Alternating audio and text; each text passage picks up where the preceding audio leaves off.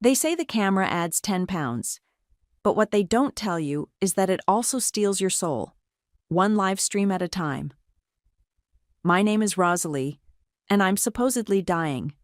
At least, that's what 3 million followers believe when they tune in to watch my sister Chloe spoon-feed me organic soup while I lie propped against silk pillows, looking appropriately frail.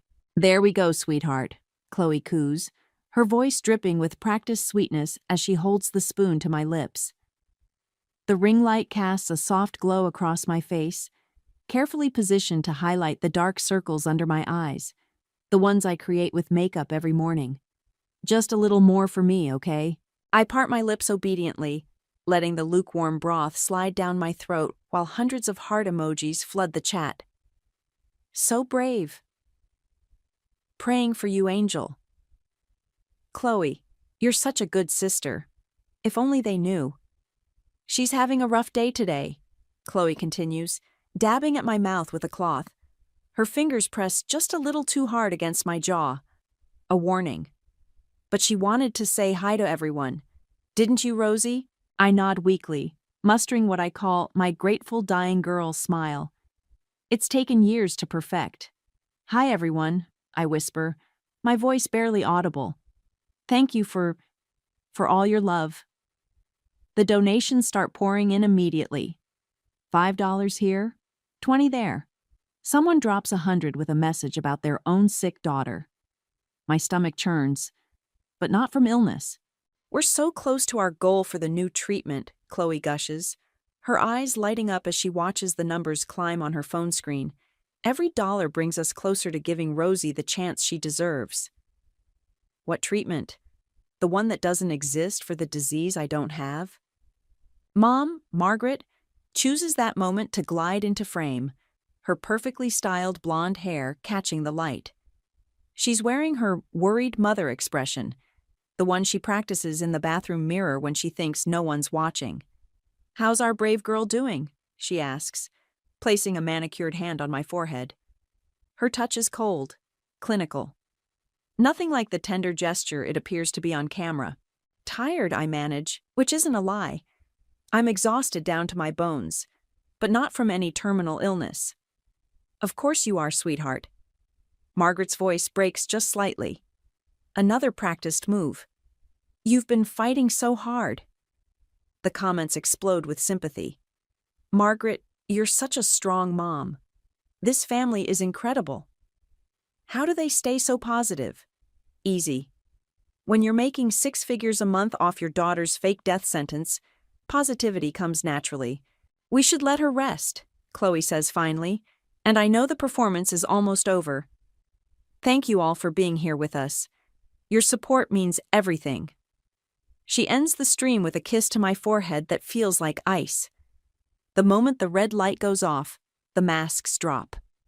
"Jesus, Rosalie, you looked half dead today," Chloe snaps, already scrolling through her phone to check the analytics. The engagement was down 12% from last week, maybe because people are getting tired of watching me waste away, I mutter. Margaret's head snaps up from where she's counting donation notifications. "Excuse me?" "Nothing." That's what I thought. She sets her phone down and fixes me with that look, the one that used to make me wet myself when I was 8. "The gala is in 2 weeks. We need you looking properly sick, not like you've been sneaking food again." I haven't been sneaking food. The hollow cheeks and jutting collarbones are real enough, just not from cancer. "I'll handle her meals," Chloe says dismissively. "Smaller portions. Maybe we skip dinner tomorrow entirely." They talk about me like I'm not here, like I'm already dead. "The new nurse starts Monday," Margaret continues. "Eva something. Make sure she understands the situation." "What situation?" I ask. "That you're dying, obviously." Chloe rolls her eyes. "God, sometimes I think you actually believe your own act. If only I could." They leave me alone finally, taking their phones and their fake concern with them. The bedroom falls silent except for the hum of the humidifier, another prop in my elaborate death scene. I stare at the ceiling, counting the tiny cracks in the plaster. 47.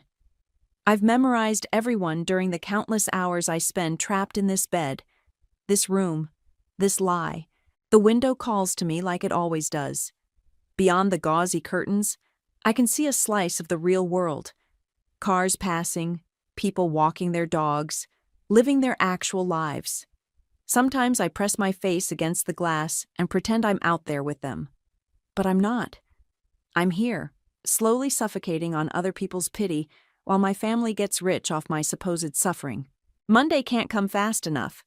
A new nurse means new eyes, someone who doesn't know the script yet. Maybe, just maybe, this Eva person will see what everyone else has missed. Or maybe she'll be just like all the others, another player in Margaret and Chloe's twisted game. The door creaks open, and I quickly close my eyes, feigning sleep. But instead of my mother or sister, I hear unfamiliar footsteps. Hello, Rosalie. I open my eyes to find a woman about 30, with kind eyes and scrubs that actually look like they've seen real hospital work. She's studying me with an intensity that makes my skin prickle. I'm Eva, she says quietly. Your new nurse. Something in her voice makes me sit up straighter. She's looking at me like she's seeing a ghost that wants to live. When Margaret and Chloe finally leave us alone, Eva does something that stops my heart. She slips me a folded piece of paper. Inside, in careful handwriting, is a phone number and 4 words that change everything. You don't look sick. I stare at the note for 3 days before I get the courage to text Eva. Is this real? I type, then delete it. Too obvious. Who is this? Delete. Too paranoid. Finally, I settle on, it's me. Her response comes back in minutes. Can you talk? Not here. They monitor everything. Library on Maple Street. Tomorrow 2 p.m. Tell them you need fresh air. My hands shake as I delete the conversation. Fresh air. Like I'm some kind of houseplant that needs occasional sunlight to survive. The next morning, Chloe sets up for another live stream. She's wearing her concerned sister outfit. Oversized sweater, minimal makeup, hair in a messy bun that probably took an hour to perfect. How are we feeling today, Rosie? She asks, adjusting the ring light. Tired. But maybe some fresh air would help. Chloe's eyes narrow slightly. I never ask for anything. Fresh air? Just a short walk. Please? The doctor said sunlight might boost my immune system. It's a lie, but Chloe doesn't know that. She glances toward the hallway where Margaret is on a conference call with some charity coordinator. Fine, 20 minutes, but I'm coming with you. Shit. Actually, I say quickly, could Eva take me? I don't want you to catch anything if I'm having a bad day. Chloe considers this. Eva's been here a week now, and she's been perfectly professional. Never asks questions. Follows all of Margaret's instructions about my medication schedule and dietary restrictions. Whatever, but stay close to the house. Eva arrives an hour later, and I can barely contain myself as she helps me into the wheelchair. Another prop I don't actually need.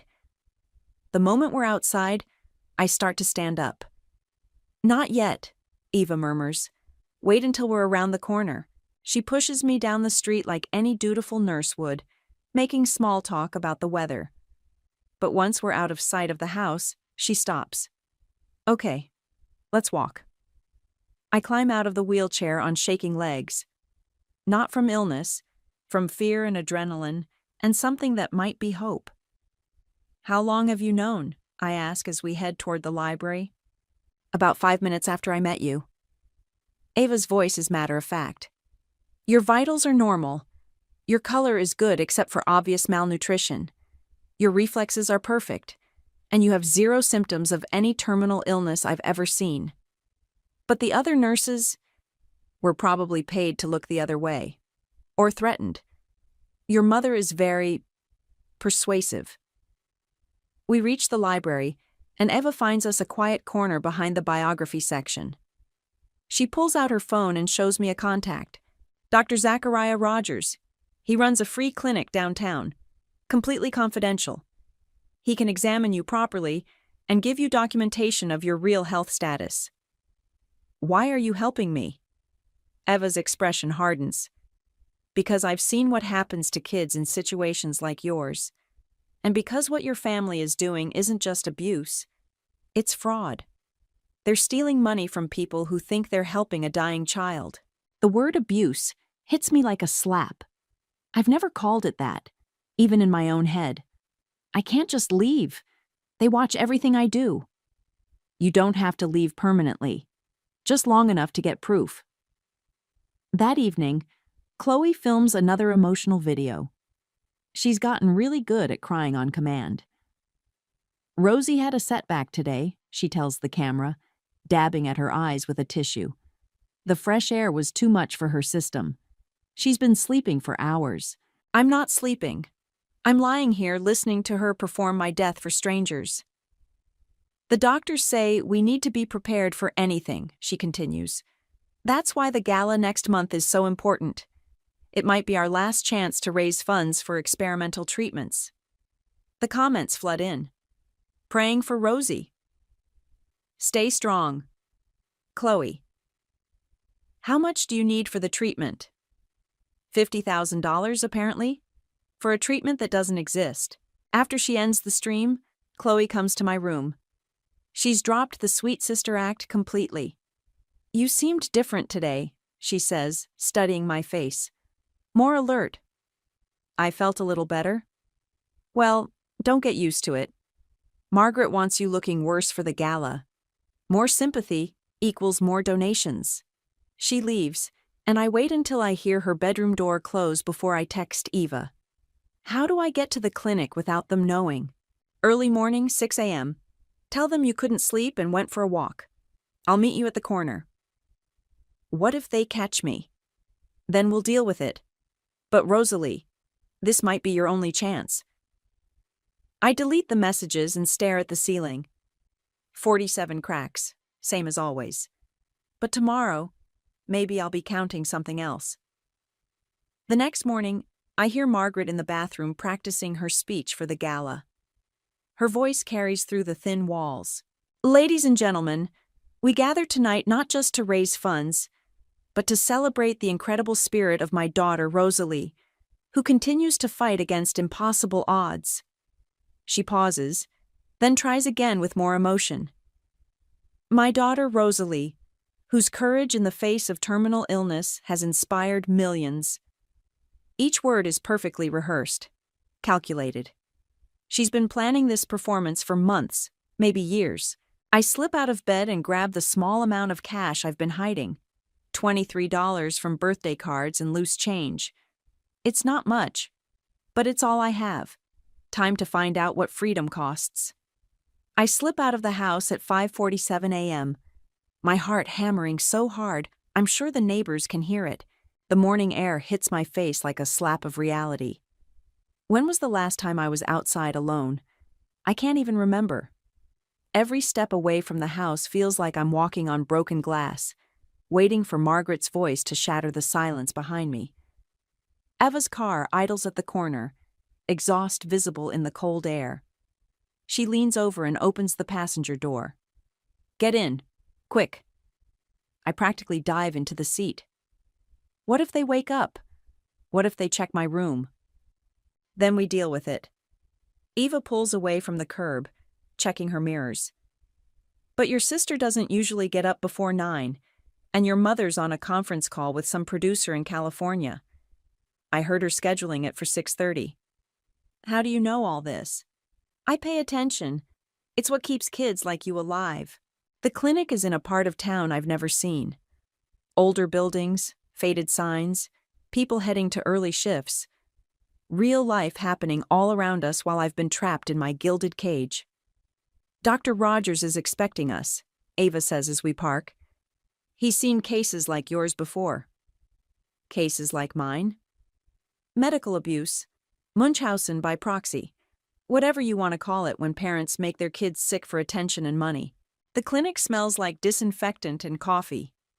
A few people sit in mismatched chairs, reading old magazines. Nobody stares at me or whispers about the dying girl they've seen online. I'm just another patient. Dr. Rogers is younger than I expected, with kind eyes behind wire-rimmed glasses. He shakes my hand like I'm a real person, not a fragile doll. Rosalie, Eva told me a little about your situation. Would you like to tell me more? So I do. Everything spills out. The fake illness, the live streams, the donations, the way they control every bite of food I eat and every breath I take. He listens without interrupting, taking notes. When did this start? He asks. I was 8. I had pneumonia, real pneumonia. But when I got better, the attention didn't stop. Margaret realized people loved the sick kid story, so she kept it going. And the other doctors you've seen? Dr. Martinez retired 2 years ago. He never actually examined me much, just renewed prescriptions for vitamins Margaret said were chemotherapy. The new guy, Dr. Patterson, I've only seen twice. Margaret does most of the talking. Dr. Rogers nods grimly. Let's get you properly examined. The physical takes an hour. Blood pressure, heart rate, reflexes, blood work. He's thorough but gentle, explaining everything he's doing. Rosalie, he says finally, you're malnourished and underweight, but there's absolutely nothing terminally wrong with you. Your blood work will confirm it, but I can tell you right now, you're a healthy 16-year-old girl who's been systematically starved and isolated. The words hit me like a physical blow. Healthy? I'm healthy. I can write you a full report documenting your actual medical status, he continues. But I need to ask, are you safe at home? Define safe. His expression darkens. Do they hurt you physically? Not exactly. They just control everything. What I eat, when I sleep, who I see, and if I don't play along. What happens if you don't play along? They remind me that I have nowhere else to go, that without them, I'd be in foster care or on the streets, that I should be grateful they're taking care of me. Dr. Rogers exchanges a look with Eva. Rosalie, what you're describing is abuse. And what they're doing with the donations, that's fraud. I know. The words come out as a whisper. What do you want to do about it? I think about Margaret practicing her speech, about Chloe counting donations, about the 3 million people who think they're helping save my life while my family gets rich off their kindness. I want to stop them. That's going to be dangerous. If they realize you know the truth, they already suspect something. Chloe said I seemed different yesterday. Eva leans forward. The gala is in 3 weeks. That's when they'll raise the most money, get the most attention. If you're going to expose them, that would be the time. But I need proof, I say. Something they can't deny or explain away. Dr. Rogers prints out several pages. This is your complete medical evaluation. Blood work results will be ready tomorrow. I'll add those. This document proves you have no terminal illness, no chronic condition, nothing that would require the treatments they claim to be fundraising for. I take the papers with shaking hands. What if this doesn't work? What if people don't believe me? Then at least you'll have tried, Eva says, and you'll have medical professionals backing you up. We drive back in silence. As we turn onto my street, I see Chloe's car in the driveway. Shit, she's awake. Stay calm, Eva says. You went for a walk because you couldn't sleep. I found you and brought you back. Stick to the story. Chloe meets us at the door, her face tight with suspicion. Where the hell were you? I couldn't sleep, I say, letting Eva help me into the wheelchair. I needed air. You can't just leave, Rosalie. What if something happened? What if someone saw you walking around? I'm sorry. I just felt so trapped. Chloe's expression softens slightly. She recognizes the manipulative potential of my distress. Well, don't do it again. Margaret's already stressed about the gala. As Eva wheels me inside, I catch a glimpse of the TV in the living room. The morning news is on, and the ticker at the bottom reads, Local Families Charity. Gala expected to raise record funds for teens' medical treatment. Record funds. For a treatment I don't need. For an illness I don't have. I fold the doctor's report and slip it under my mattress. 3 weeks until the gala. 3 weeks to figure out how to destroy the lie that's been my entire life. But first, I need to survive until then. The next 2 weeks pass in a blur of performances and planning. I've gotten scarily good at acting sicker. Trembling hands, labored breathing, the occasional fainting spell that sends the live stream comments into a frenzy. "She's getting worse," Chloe whispers to the camera during one of her candid moments. "The doctors say we need to prepare ourselves." Margaret hovers nearby, nodding gravely. "We're just taking it one day at a time." The donations pour in faster than ever. $50 here, $200 there. Someone in Texas sends $1,000 with a note about their own daughter who died of cancer. I want to throw up. Eva helps me practice my weakness between their visits, showing me how to make my pulse appear irregular, how to create convincing dark circles under my eyes. She's become my lifeline, the only person who knows I'm drowning in this lie. 2 more weeks, she reminds me as she checks my fake vitals for Margaret's benefit. You can do this. But the pressure is getting to everyone. Chloe snaps at me more often, and Margaret's control is tightening like a noose. The speech needs work, Margaret says, pacing my room with a printed copy. You sound too strong, more fragile, more dying. I'm trying. Try harder. This gala is our biggest opportunity yet. Channel 7 wants to do a live interview. The mayor's coming. We could raise 6 figures in one night. 6 figures. For my fake death. That afternoon, while Margaret's at a planning meeting, I overhear Chloe on the phone with someone. "No, the medical bills are handled," she's saying. "We just need to make sure the paperwork looks right for the audit." Audit? What audit? Yeah, I know it's risky, but Mom says we're too deep to stop now. After the gala, we'll have enough to disappear if we need to. My blood turns to ice. Disappear? What about Rosalie? The voice on the other end asks. I can barely make it out. What about her? She's been useful, but she's getting harder to control. Mom's already talking about the next phase. Next phase. I don't want to know what that means. I retreat to my room and text Eva. Need to talk. Emergency. She arrives an hour later with Colin, Margaret's boyfriend. He's been around for 3 years, mostly staying quiet, but lately I've caught him watching me with a strange expression. Colin wanted to check on you, Eva says carefully. He's been worried. Colin sits on the edge of my bed, his face troubled. Rosalie, can I ask you something? I nod, not trusting my voice. Are you actually sick? The question hangs in the air like a bomb. Eva tenses beside me. What do you mean? I whisper. I mean, I've been around sick people. My dad died of cancer when I was your age. And you don't act like someone who's dying. Colin, Eva starts, but he holds up a hand. I'm not trying to cause trouble, but some things don't add up. The medical bills Margaret shows me don't match what insurance should cover. The medications in the bathroom aren't what they claim to be. And yesterday I heard her on the phone talking about maintaining the narrative. My heart pounds. What are you saying? I'm saying I think your mother and sister are lying. About everything. Eva and I exchange glances. This could be our chance, or our downfall. If I told you that you were right, I say slowly, what would you do? Colin's face goes pale. Jesus, I knew it. How long has this been going on? 8 years. 8? He stands up abruptly, running his hands through his hair. This is insane. They're committing fraud. They're abusing you.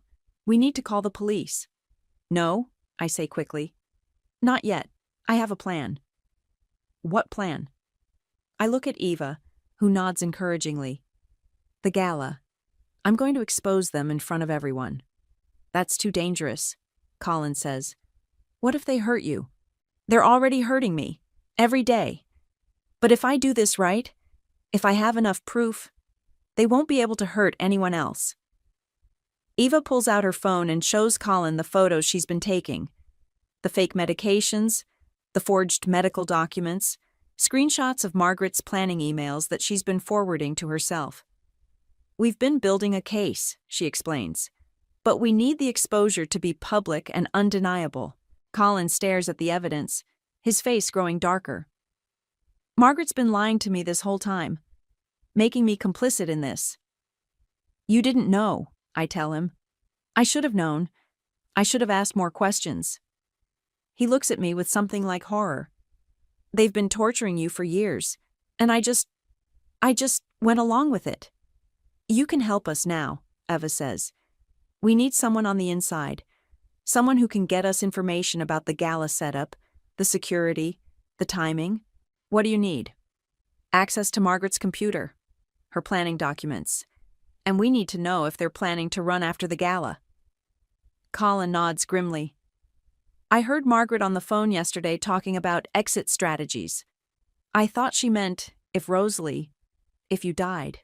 But now you know she meant if they got caught. That evening, Margaret returns from her meeting in a triumphant mood. She's practically glowing as she shows Chloe the final guest list. 300 confirmed attendees, she announces, including the governor's wife and 2 state senators. The media coverage alone will be worth millions in publicity. What about security? Chloe asks. Minimal. We want this to feel intimate, personal. Like people are really connecting with our story. Our story. Like I'm just a character in their twisted fairy tale. And after? Chloe's voice drops. What's the timeline for, Margaret glances toward my room. Soon. The narrative is getting harder to maintain. People are starting to ask questions about why she's not getting worse faster. Maybe we should consider the Switzerland option, Chloe says quietly. What's the Switzerland option? Colin asks from the doorway. Margaret startles. Oh, honey, I didn't hear you come in. What's the Switzerland option? He repeats. Just exploring all our medical options, Margaret says smoothly. There are some experimental treatments overseas. But I can see it in her eyes. The Switzerland option isn't about treatment. It's about making my fake death look real. 2 weeks until the Gala. 2 weeks to expose them before they make their lie permanent. The countdown has begun. The night before the Gala, Chloe has a complete meltdown. I'm pretending to sleep when I hear her sobbing in the hallway. Not her practiced camera tears, real ugly crying that makes her voice crack. I can't do this anymore, Mom, she chokes out. I can't keep pretending she's dying when she's right there, listening to everything we say. Keep your voice down, Margaret hisses. No, I'm serious. What if someone figures it out? What if that new nurse says something? What if Rosalie what? Rosalie's not going anywhere. She has no friends, no money, no life outside of what we've given her. But what if she talks? There's a long pause. Then Margaret's voice, cold as winter. She won't. How can you be so sure? Because after tomorrow night, it won't matter what she says. We'll have enough money to disappear, and she'll be handled. Handled. The word makes my skin crawl. What does that mean? Chloe's voice is barely a whisper. It means the Switzerland option becomes permanent. A tragic turn for the worse. Very sudden. Very sad. Very final. My blood turns to ice. They're not just planning to fake my death. They're planning to make it real. I grab my phone and text Eva. Emergency. They're planning to kill me after the Gala. Her response comes back immediately. Are you sure? Just heard them talking. Switzerland option is permanent. Need help now. Stay calm. I'm calling Colin. Don't let them know you heard anything. But staying calm is impossible when you've just learned your family is planning your murder. The next morning, Margaret wakes me early for Gala prep. She's brought a makeup artist, some woman named Lexis who keeps asking pointed questions. So how long has Rosalie been sick? Lexis asks, applying foundation to my face. 8 years, Margaret answers smoothly. Since she was 8. That's a long time. What's the prognosis? We're taking it day by day. The doctors say, well, we're hoping for a miracle. Lexis nods, but I catch her studying my face in the mirror. Her hands are gentle as she works, and something about her expression makes me think she's seeing more than Margaret wants her to. You know, Lexis says casually, I used to work with a lot of sick kids when I was starting out. Pediatric wards, charity events. You have really good color for someone so ill. Margaret's smile tightens. Rosalie's always been a fighter. Lexis applies blush to my cheeks. And your energy seems pretty good too, honey. How are you feeling about tonight? It's a test. I can feel it. Scared, I whisper, which is the truth. But grateful. For everyone who's helped us. That's sweet. Lexis finishes my makeup and steps back. There. You look beautiful. Almost healthy. The word hangs in the air like an accusation.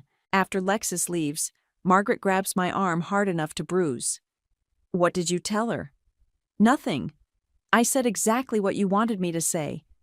She was asking too many questions. Maybe because you're a terrible liar, I snap before I can stop myself. Margaret's hand connects with my cheek so fast I don't see it coming. The slap echoes through the room. Don't you ever speak to me like that again, she snarls. After tonight, you won't have the chance to speak to anyone ever again. She storms out, leaving me alone with a stinging cheek and the confirmation of my worst fears. An hour later, Ava arrives with my medication, actually just vitamins that Margaret insists I take for the cameras. But today, Ava slips me something extra. Recording device, she whispers as she pretends to check my pulse.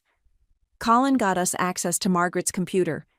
We have everything, the fake medical records, the donation records, emails about the Switzerland plan, but we need her to confess on tape. She already did, last night in the hallway. We need more, something undeniable. Eva helps me into the wheelchair for transport to the Gala venue. As we're loading into the van, Colin pulls me aside. I'm sorry, he says quietly. I should have protected you. You're protecting me now. If this goes wrong, it won't. I have to believe that, or I'll lose my nerve. The venue is a hotel ballroom decorated in soft pastels. Margaret's idea of hopeful but tragic. Hundreds of people mill around, all dressed up to celebrate my fake dying. Remember, Chloe whispers as she wheels me toward the stage, you're grateful but weak, hopeful but realistic. And whatever you do, don't ruin this for us. Her fingers dig into my shoulders like claws. What happens if I do ruin it? I ask. Chloe leans down, her mouth close to my ear. Then you'll find out what the Switzerland option really means. Tonight. The threat sends ice through my veins, but it also hardens my resolve. They think they can scare me into compliance. They think I'm still the helpless 8-year-old they've been controlling for years. They're about to find out how wrong they are. Margaret takes the stage first, her voice breaking with practiced emotion as she tells the crowd about her brave daughter's fight. The audience is captivated, hanging on every word. And now, she says, I'd like you to meet the strongest person I know. My daughter, Rosalie. Chloe wheels me onto the stage, and the crowd erupts in applause. Hundreds of faces look up at me with pity and admiration, completely unaware they're being conned. The microphone is placed in my hand. This is it, my one chance to tell the truth. But as I look out at the crowd, I see Margaret's face in the wings. She's smiling, but her eyes are cold as death. One wrong word, and I'm dead. One right word, and I'm free. The choice is mine. The ballroom falls silent as I grip the microphone. 300 faces stare up at me, waiting for the dying girl's inspiring words. Camera phones are already recording. The local news crew has their equipment trained on the stage. This is it. The moment that will either free me or kill me.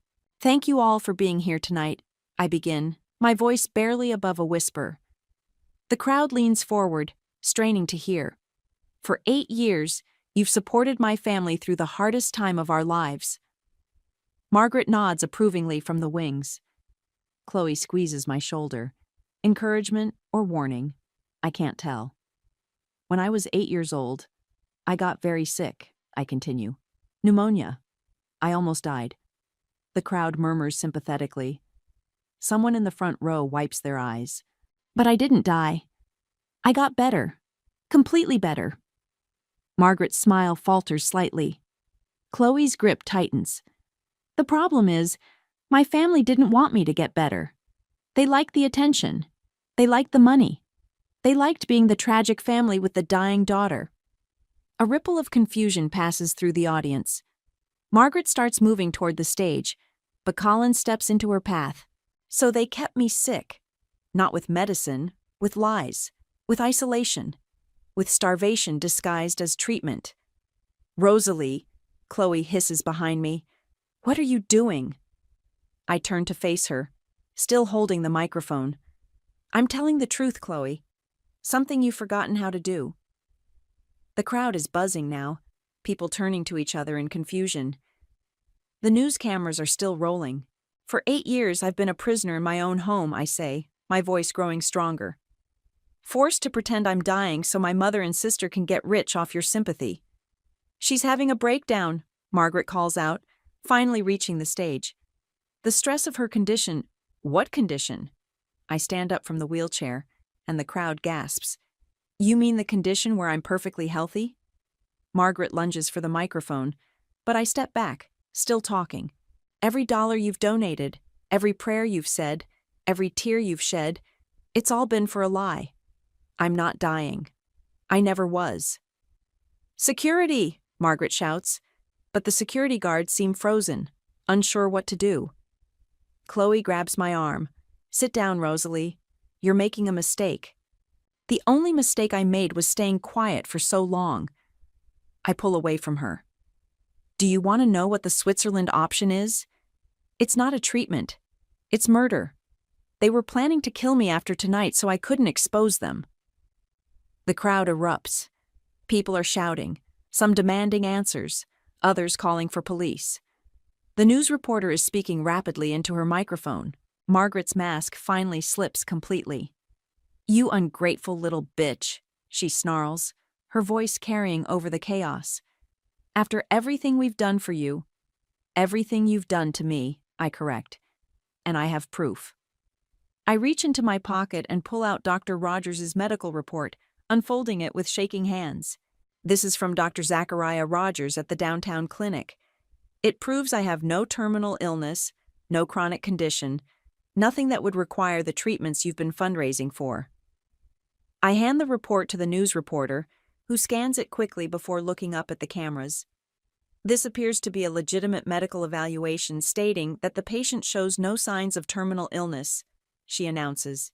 The crowd's anger is building. Someone shouts, "Fraud!" Others are demanding their money back. You have no idea what you've done, Margaret hisses at me. You think you're free? You think you can survive without us? You're nothing. You're nobody. Maybe, I say into the microphone, but at least I'm not a liar. Chloe breaks down completely, sobbing into her hands. I'm sorry, she cries. I'm so sorry. I never wanted it to go this far. But you did let it go this far, I tell her. For 8 years, you let it go this far. Police sirens wail outside the hotel. Someone in the crowd must have called them. Ladies and gentlemen, the news reporter addresses her camera. We appear to be witnessing the exposure of what may be one of the largest charity fraud cases in the state's history. Margaret makes one last desperate attempt to control the narrative. She's sick, she tells the crowd. Mentally sick. The stress of her condition has made her delusional. Then explain this, Colin says, stepping onto the stage with a laptop. He's connected it to the hotel's projection system, and suddenly Margaret's emails are displayed on the wall behind us. Subject: Maintaining the narrative. We need to be more careful about the medical inconsistencies. People are starting to ask questions. Subject: Switzerland option. After the gala, we implement the final phase. Make it look natural. Sudden decline. Very tragic. Subject: Exit strategy. Have the offshore accounts ready. If this goes south, we need to disappear fast. The crowd reads in stunned silence. Then the anger explodes. Murderers, someone shouts. Child abusers. Thieves. Margaret tries to run, but the police are already entering the ballroom. They move through the crowd with purpose, heading straight for the stage. Margaret Holmes, you're under arrest for fraud, child abuse, and conspiracy to commit murder. As they handcuff her, she looks at me with pure hatred. This isn't over, Rosalie. You'll regret this for the rest of your life. Maybe, I say, watching them lead her away. But at least I'll have a life to regret it in. Chloe is arrested too, still sobbing apologies that come 8 years too late. The crowd slowly disperses, people shaking their heads in disbelief. Some approach me with words of support, others with anger about being deceived. The news crew packs up their equipment, already planning their exposé. Ava appears at my side, wrapping a blanket around my shoulders. How do you feel? I look around the empty ballroom, at the decorations celebrating my fake death, at the stage where I finally found my voice. Free, I whisper. Terrified, but free. What happens now? I don't know. For the first time in 8 years, I have no script to follow, no performance to give. The future is a blank page, and I get to write it myself. It's the most frightening and wonderful feeling in the world. The police station at 2 a.m. is nothing like the movies. Fluorescent lights buzz overhead, casting everything in harsh white. I sit in a plastic chair, still wearing my gala dress, giving my statement to Detective Morrison for the 3rd time. So your mother and sister have been faking your illness for 8 years, she says, not looking up from her notepad. Yes. And they were planning to kill you after the gala.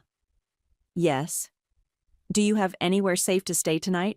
I look at Eva, who's been sitting beside me through the entire interrogation. I don't know. She can stay with me, Eva says. I'm a registered nurse, and I've been documenting the abuse for weeks. Detective Morrison nods. We'll need you available for more questioning, but you're free to go for now. Your mother and sister are being held without bail. As we walk toward the exit, I see Colin waiting in the lobby. His face is haggard, aged 10 years in one night. Rosalie, he says, standing up. I'm so sorry. I should have. You helped me when it mattered, I tell him. That's what counts. What about Sophia? He asks. She's staying with my sister tonight, but she's asking questions. She saw the news. Sophia, my 8-year-old sister who's been kept out of the worst of it, but who's about to learn that her entire family is built on lies. I'll talk to her, I say. She deserves to know the truth. The truth is going to destroy her world. Her world was already destroyed. She just didn't know it yet. Eva drives me to her apartment, a small 1-bedroom with plants on every windowsill. It's the first normal place I've been in years. You can take the bed, she says. I'll sleep on the couch. I can't ask you to. You're not asking. I'm offering. She hands me a set of pajamas. Tomorrow's going to be crazy. The media, the legal stuff, figuring out your living situation. Tonight, just rest.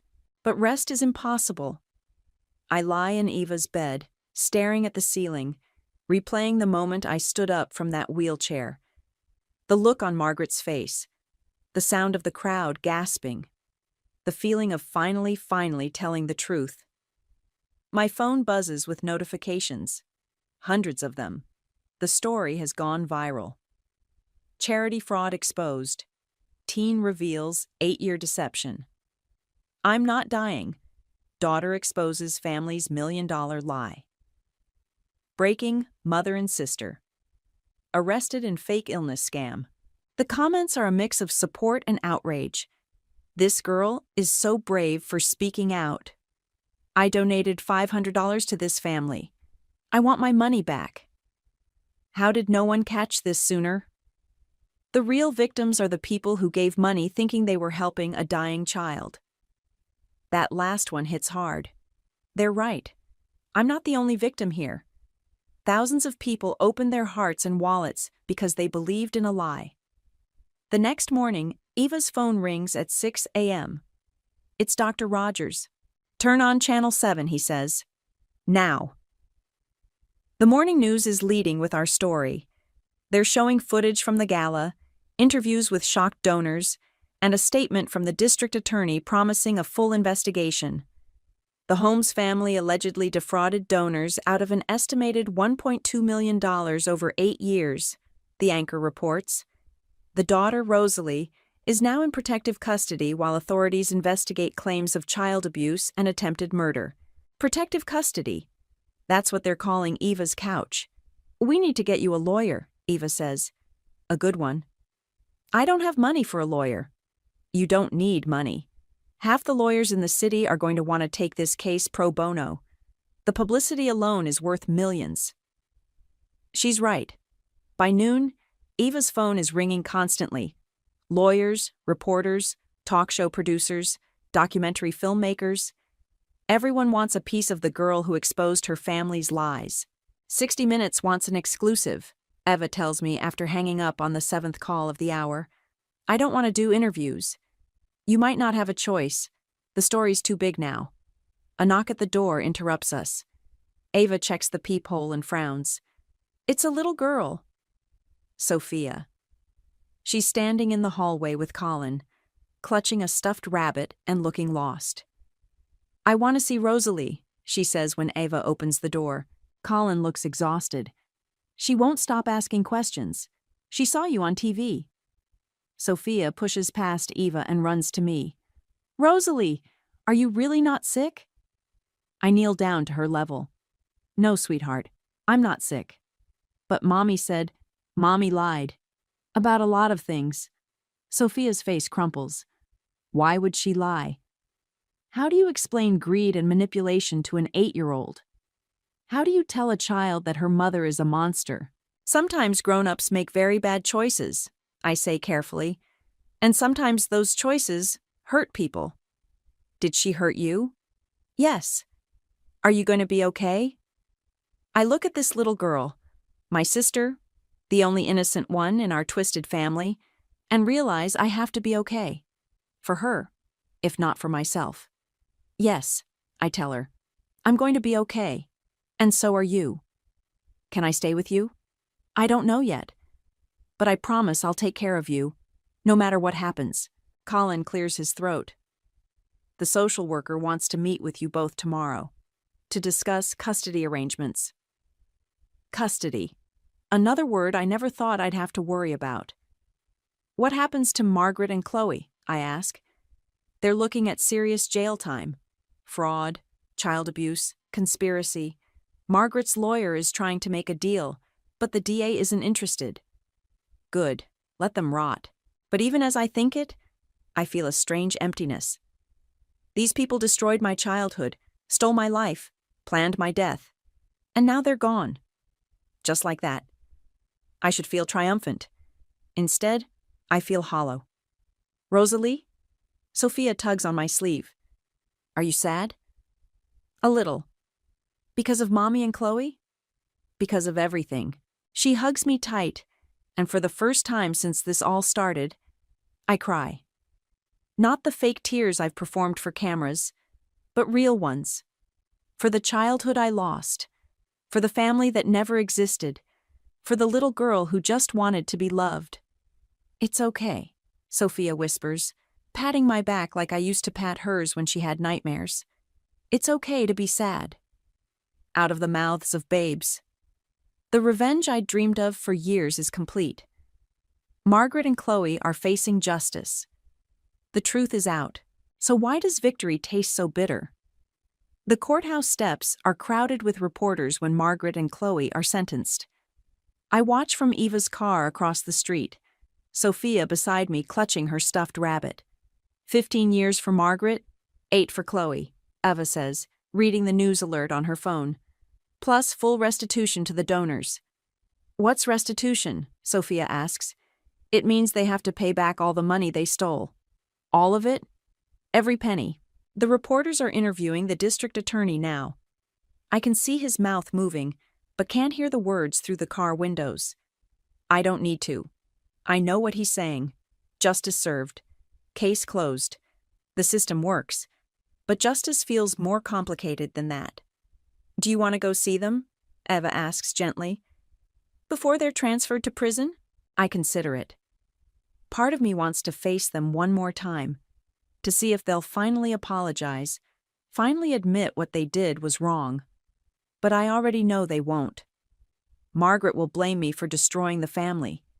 Chloe will cry and say she was just following orders. No, I say. I'm done with them. Sophia nods solemnly. Me too. We drive to Dr. Rogers' office for my weekly checkup. He's been monitoring my recovery, not from illness, but from years of malnutrition and psychological abuse. The physical healing is easier than the mental part. Weight's up another 2 pounds, he says, checking his chart. That's good progress. I feel stronger. You look stronger. How are you sleeping? Better. The nightmares are less frequent. He nods, making notes. And the panic attacks? Only when I see news vans or people with cameras. That's understandable. You've been through significant trauma. Trauma. I'm still getting used to that word. For years I thought what was happening to me was normal, or at least normal for someone in my situation. Learning that it wasn't, that I was a victim, has been its own kind of education. The custody hearing is next week, I tell him. How do you feel about that? Terrified, hopeful, both. The social worker, Mrs. Patterson, has been working with us to figure out living arrangements. Ava wants to become our legal guardian, but the process is complicated. I'm 16, old enough to have some say in my future. Sophia is 8 and needs stability. Whatever happens, Dr. Rogers says, you've already survived the worst of it. Everything else is just paperwork. That afternoon, Sophia and I sit in Eva's living room working on a puzzle. It's a picture of a lighthouse, which Sophia chose because lighthouses help people find their way home.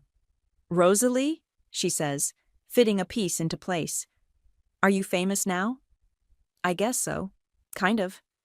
Do you like it? I think about the interview requests, the book deals, the movie offers.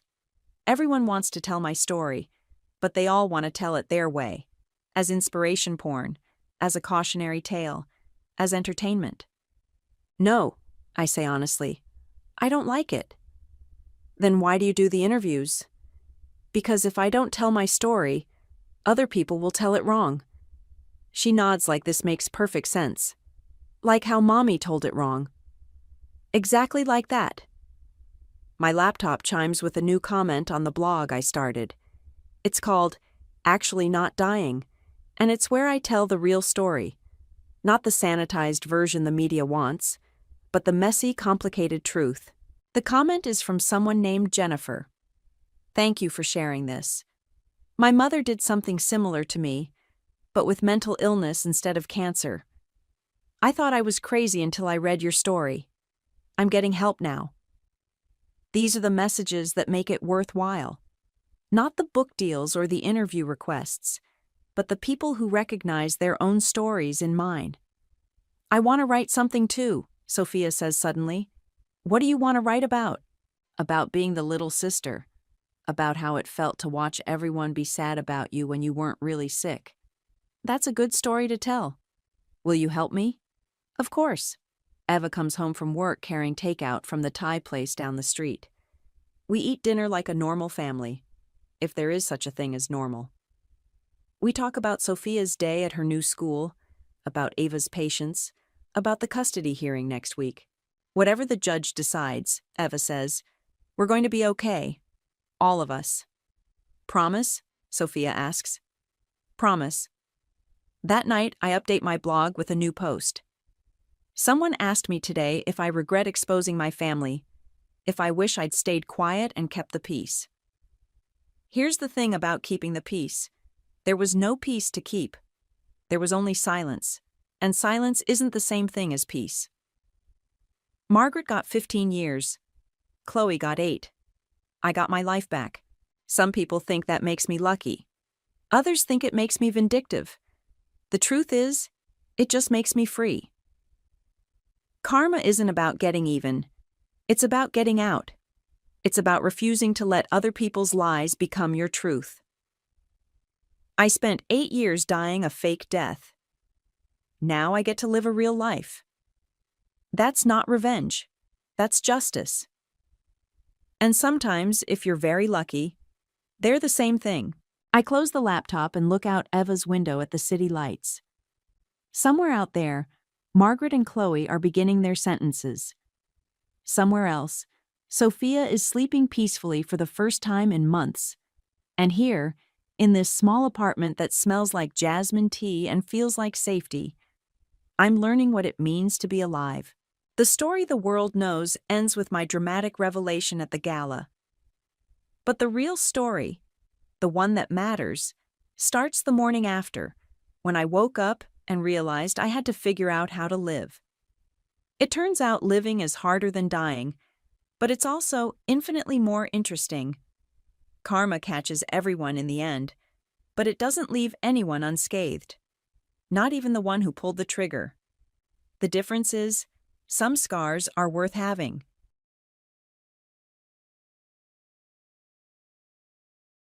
I recently found out that my husband Terry purchased the high-rise condominium right across from the train station. Out of nowhere, he brought up this unexpected topic. I knew he had been considering it, but I had no idea he'd actually gone through with it. The view from the condo is breathtaking, and everything inside is spotless. But here's where it gets strange. I was completely in the dark about it. Can you believe he secretly bought a luxury condo while I was away visiting my parents? I couldn't wrap my head around it. Where did he even get the money? Then, as if it was nothing, Terry casually mentioned that he used the money from selling our previous place to make the down payment. He went on to tell me that he'd be moving in with his parents, without me. I stood there, stunned, as he calmly asked me to leave. I was so taken aback that I couldn't even respond. My name is Carol, and I'm 31, currently 8 months pregnant. Each day, I get more excited about the arrival of our baby, though I'm nervous about giving birth for the first time. My husband Terry is 2 years older than me at 33. He works at a well-known company, and we've been married for 4 years.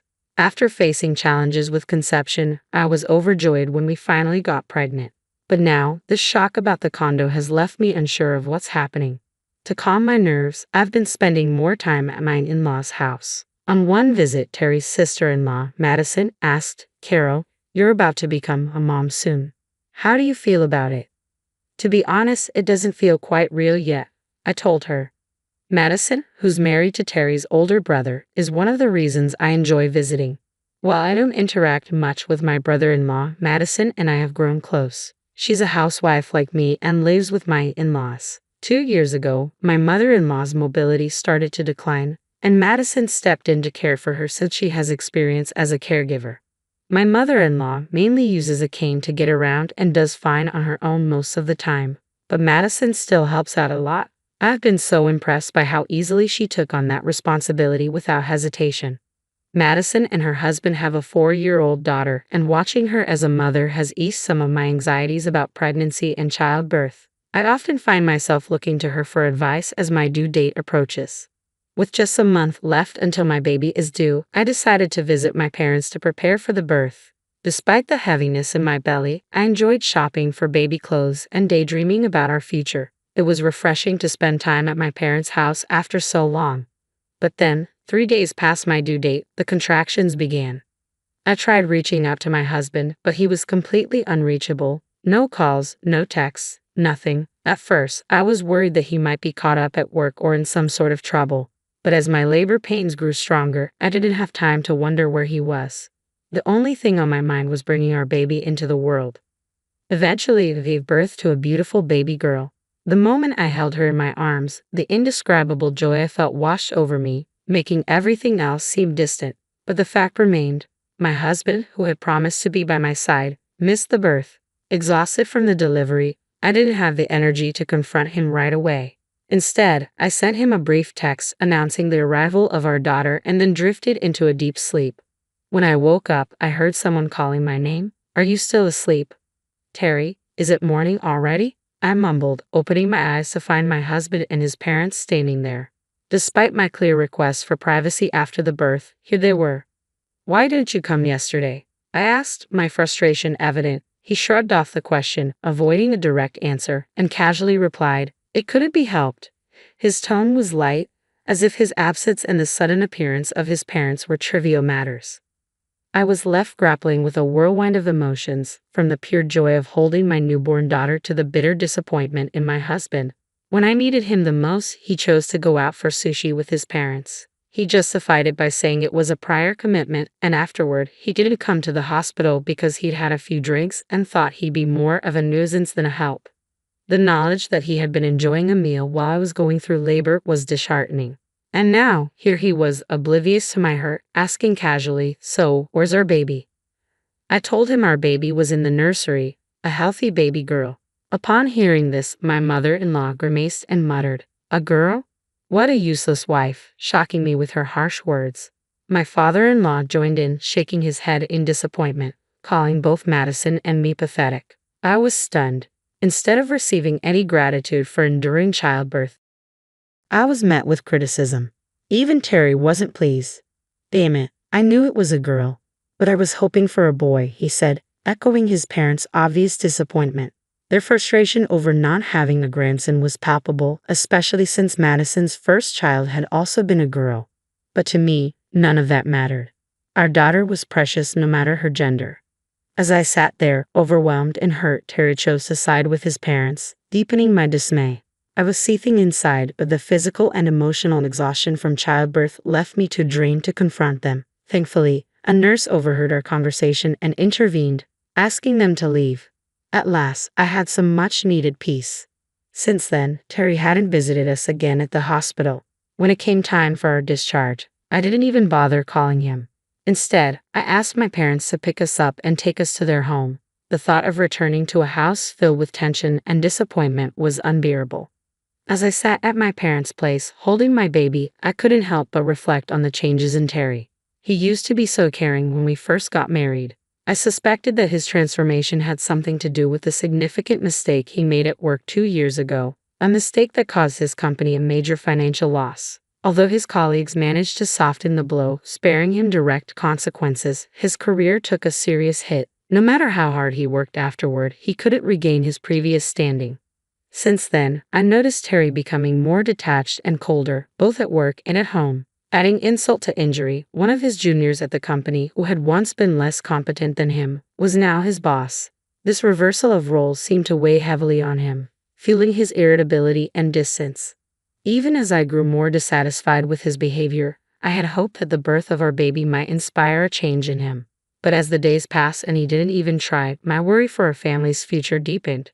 Out of the blue, Terry finally called me. "Hey, when are you coming back? You've been at your parents' for nearly a month since the baby was born," he said, his tone flat. I wasn't ready to return home, not with everything unresolved, but I found myself replying, "Sorry. I'm coming home soon. It's time to start fresh and pull it together for our daughter," I said, trying to focus on what mattered. I asked Terry if he could help me bring back the baby items. His response left me speechless. "You don't have to bring all that stuff back. I have something else to talk about. Maybe I should have told you over the phone," he said, his tone unsettling. Confused, I pressed him for clarity. That's when he dropped another bombshell. "I bought a high-rise condo right in front of the station." I was stunned. "What do you mean? Why are you bringing this up now?"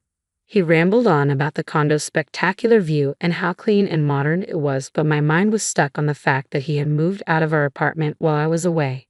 "Where did the money come from? You can't afford a place like that on your salary," I exclaimed, panic rising. Casually, as if it was nothing, he replied, "I made the down payment by selling our house." The ground beneath me seemed to disappear. "What? You sold our house? Where are your parents living now?" I asked, my voice shaking. His excitement was apparent. Daddy and Mommy are living with me in the condo. I'm going to live with them now, in this great new place, so I don't need a parasite like you around. I was floored. He was moving in with his parents, without my knowledge or consent, and now he was effectively kicking me out. I couldn't find the words to respond. He started referring to his parents in childish terms, boasting about their new life together in the condo. Adding insult to injury, he sneered, "You're cocky for just a housewife. You're useless without my salary. Besides, you've done nothing but laze around these days." His words hit like daggers. I stood there, reeling, questioning not only his love but how I had ended up married to someone so heartless. During my pregnancy, when I struggled with severe morning sickness and preparations for our child, he'd shown no sympathy. After the baby was born, he had coldly remarked that I was useless for having a girl. Worse still, he claimed his parents thought it would be better for him to be with a younger woman who could give him a son. He continued, explaining that his parents no longer wanted to live with my brother and his wife, indicating there was already family tension. As if that wasn't enough, he told me he had packed all my belongings and stored them in a unit, instructing me to collect them soon. The conversation turned even more brutal when he said, without emotion, "I've sent you divorce papers. I expect you to file them promptly." Then, without waiting for any response, he hung up. I sat there, stunned, the phone still in my hand. How had it come to this? I was married to a man who had turned into someone unrecognizable, someone cold and cruel. I felt regret, but more than that, I was left questioning everything I thought I knew. I knew I had to pull myself together for the sake of our daughter. After taking time to reflect, I resolved to sever ties with him and start fresh. I wasn't going to let him control my life anymore. Divorce? Bring it on. I was determined to show him he'd regret this more than I ever would. When I explained the situation to my parents, they were furious. They immediately supported me in taking legal action. As soon as I received the divorce papers, I signed and filed them. Half a month later, my husband unexpectedly showed up at my parents' house, fuming. He stormed in, slamming his bank book on the table. "What's this? Why is there a huge withdrawal from my account?" he demanded angrily. I remained calm and met his gaze. "Haven't you heard of the division of property? That's what this is. The account is in my name, and I'm not giving you a cent." His eyes widened in shock. "You couldn't have made that much money," he snapped. "Remember, your salary dropped because of your mistake at work, and now you think you can claim this money." I didn't flinch. "I've been working from home, and I've managed to match your salary. And since you're the one who wanted a divorce, we're dividing the assets." He stared at me, dumbfounded. "You've got to be kidding." That's when my father, who had been silently observing, finally spoke. "If you want to dispute this, we'll settle it in court. How dare you treat my daughter this way?" The room was tense. This had escalated beyond personal grievances. It was now a matter of legal and financial justice. I was ready to fight for what was rightfully mine and to protect my daughter's future. I wasn't backing down. I deeply regret that my daughter had to experience such turmoil because of Terry. One day, when he tried to confront us again, my father, who is a police officer, gave him a stern look that scared him off. Terry quickly left, and that was the moment I finally severed ties with him for good. We also resolved the division of assets. Since then, I've been living with my parents, focusing on raising my daughter. Parenting has become more familiar, and my daughter's adorable nature makes each day joyful. Life has been good, filled with the kind of happiness only a child can bring.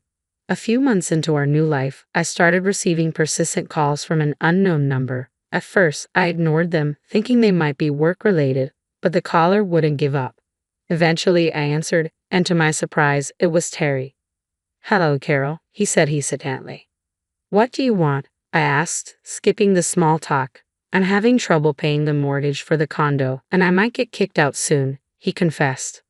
"Oh, so you're short on cash?" I replied without much sympathy.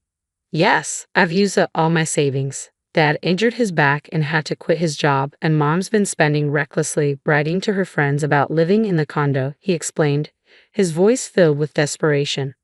I wasn't surprised. Terry had never been good with managing money, and without his father's income and his mother's lavish spending, it was no shock he couldn't keep up with the condo's expenses. "My bank account is empty, and I've been told I need to leave if I can't pay by next week. Please, Carol, come back. We loved each other once," he pleaded. I let out a brief laugh before responding calmly, "Give me a break. You just want to use me when it's convenient for you.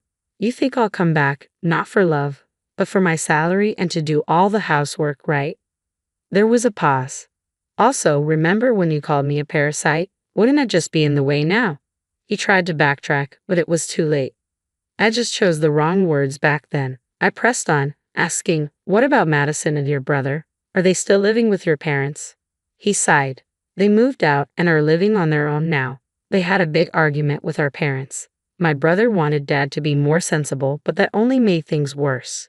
Terry's situation seemed dire, but it was a result of his own choices, a tangled mess of financial and familial errors. It was clear he was looking for an easy way out by trying to pull me back into his life. However, I had moved on, focused on building a healthier future for myself and my daughter, free from the chaos of my past with him. Then I heard that my brother-in-law had finally had enough. He stormed out after telling their parents he'd cut ties with them if they continued to disrespect his wife, Madison. It was heartening to know he stood up for her. He seemed like a decent guy. As for Terry, his plea for me to return was met with disbelief. "Come back to you? Are you serious? I'm already overwhelmed just taking care of our daughter. I don't have the energy to deal with people like you."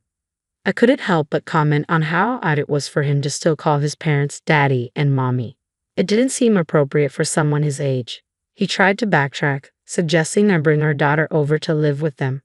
"Weren't you planning to live with her when you first asked me to come back?" I questioned, catching him off guard. "I would never let my daughter live with such a despicable father. Don't ever call me again. If you show up, I'll have my dad arrest you," I warned. His response was a feeble sound, likely recalling my father's intimidating presence. I hung up and blocked his number. Not long after, he tried to reach me with a new number, but I changed mine to cut him off completely. Later, I reconnected with Madison, who reached out to apologize for her silence. She explained that they had moved to the countryside and struggled to set up the internet. Madison and her family now lived in a tranquil rural area and invited me over. When I visited for the first time, I was charmed by the serene surroundings, an ideal place for a child to grow up. During my visit, my brother-in-law shared that Terry and his parents had been evicted from their condo due to unpaid debts and were now struggling financially, a stark contrast to their previous lifestyle. It felt a bit like poetic justice. Meanwhile, I had been working from home and living comfortably at my parents' house. The flexibility of my job allowed me to work from anywhere, so I spent a few relaxing days at Madison's home. I considered the possibility of moving closer to her in the future, hopeful for what lay ahead for my daughter and me. Reflecting on the whole ordeal, buying a high-rise condo on a whim while your wife is pregnant seems absurd, unless you're quite wealthy. It's strange to take such a risk on a normal income. In any case, I felt relieved to be rid of such an unsavory husband. I hope to continue enjoying my peaceful life, possibly relocating near Madison and her family, where everyone got along and fostered a happy environment for my daughter.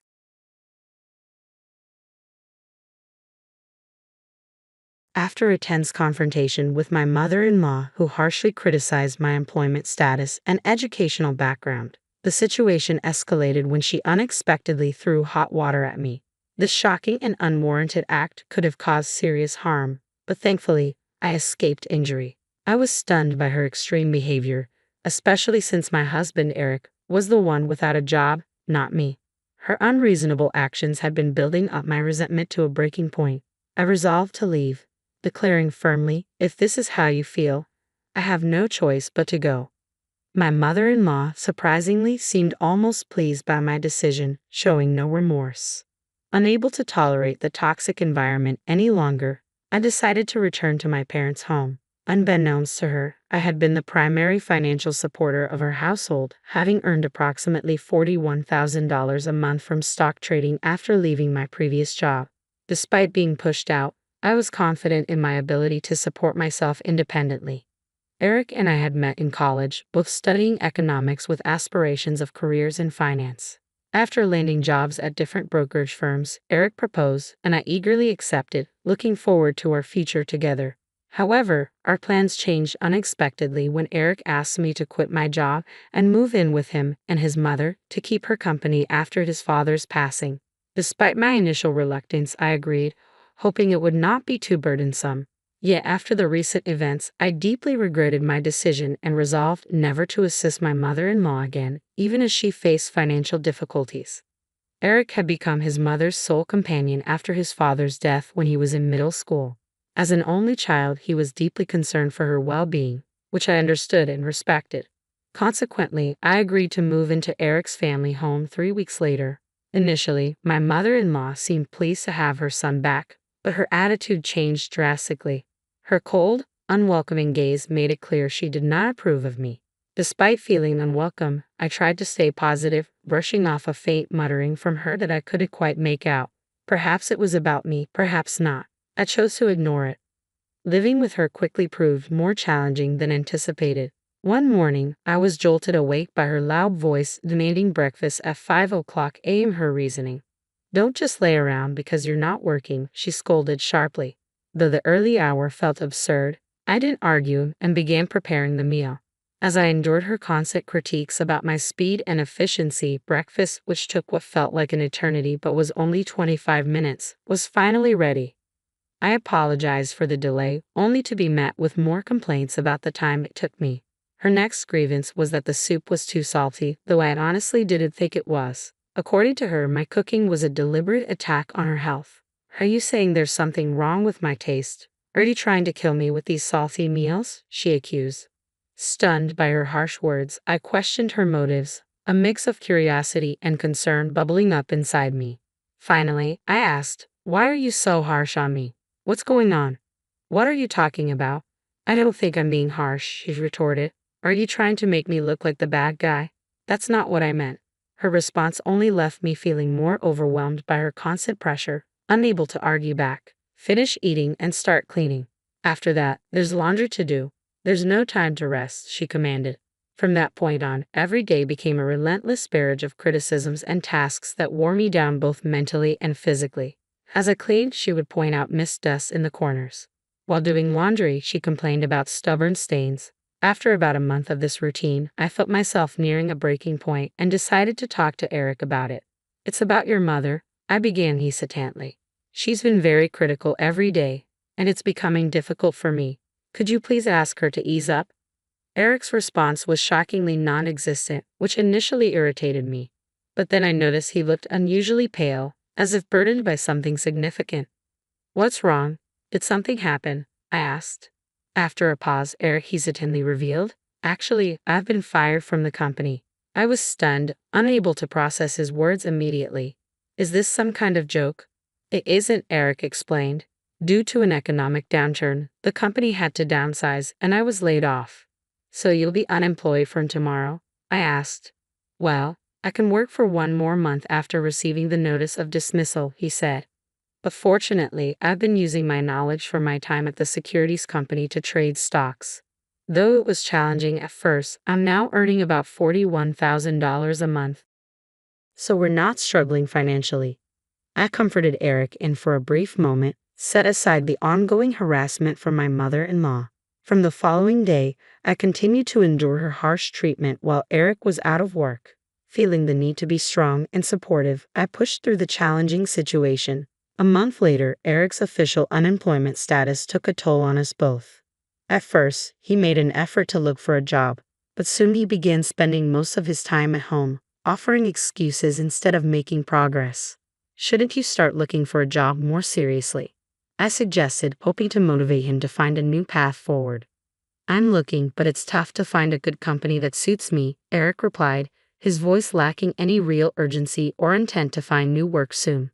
Reluctantly, I continued to be the primary provider. As time passed, my mother-in-law's harshness only intensified, leaving me increasingly drained. Initially, I told myself I had to endure it because Eric was unemployed, but eventually, that reasoning no longer seemed valid. My days began to blur into a haze of listlessness. One morning, Eric left the house early, possibly to start a serious job hunt for the first time. After he left, I started my usual chores. "Make sure it's clean. Do it properly," my mother-in-law nagged from her spot on the living room sofa, sipping her coffee and throwing sarcastic comments my way. Fed up, I chose to ignore her. Suddenly, she lost her temper and shouted, "How dare you ignore me? You're just a mere daughter-in-law with no job." I kept cleaning, trying to block out her harsh words, but her anger only escalated. She confronted me again, yelling, "Unemployed and uneducated people like you should leave this house." In her rage, she splashed the hot water she had prepared for her coffee onto me. "It's hot, please stop," I screamed, shocked by her sudden aggression. Thankfully, the water wasn't boiling, so I avoided serious burns, but the situation could have been disastrous. With a cold, unfeeling smirk, she venomously declared, "This is what I've been saying. If you're not working, leave this house." Exhausted by her relentless hostility, I struggled to maintain my composure. I felt I had no choice but to comply with her demand. "All right, I'll leave," I said. "Good, that makes things easier. Leave quickly," she snapped. I swiftly packed my belongings and decided to leave that very day, unwilling to endure another moment in such a toxic environment. I headed straight to my parents' home. When I arrived, my parents were surprised by my sudden visit but welcomed me warmly. I waited for a call from Eric, but it never came. No calls, no messages. Feeling isolated, I resolved not to reach out until he did. A month passed since I returned to my parents' house, and still, there was no word from Eric. My affection for him began to wane, and I started contemplating divorce. Then, one early morning, the doorbell rang unexpectedly. When I glanced at the monitor, I was stunned to see both Eric and my mother-in-law standing outside. "What now?" I muttered to myself, baffled by their sudden appearance after all this time. "Yes, what can I do for you?" I asked through the intercom. "I've forgiven you now. Come back home quickly," my mother-in-law shouted, her voice harsh as usual. "Forgiven me? What are you talking about?" I was perplexed. I hadn't done anything that required forgiveness from her. After expressing my confusion, I ended the intercom call, boiling with frustration at her presumptuous attitude. However, they didn't leave. Instead, they began banging on the front door violently.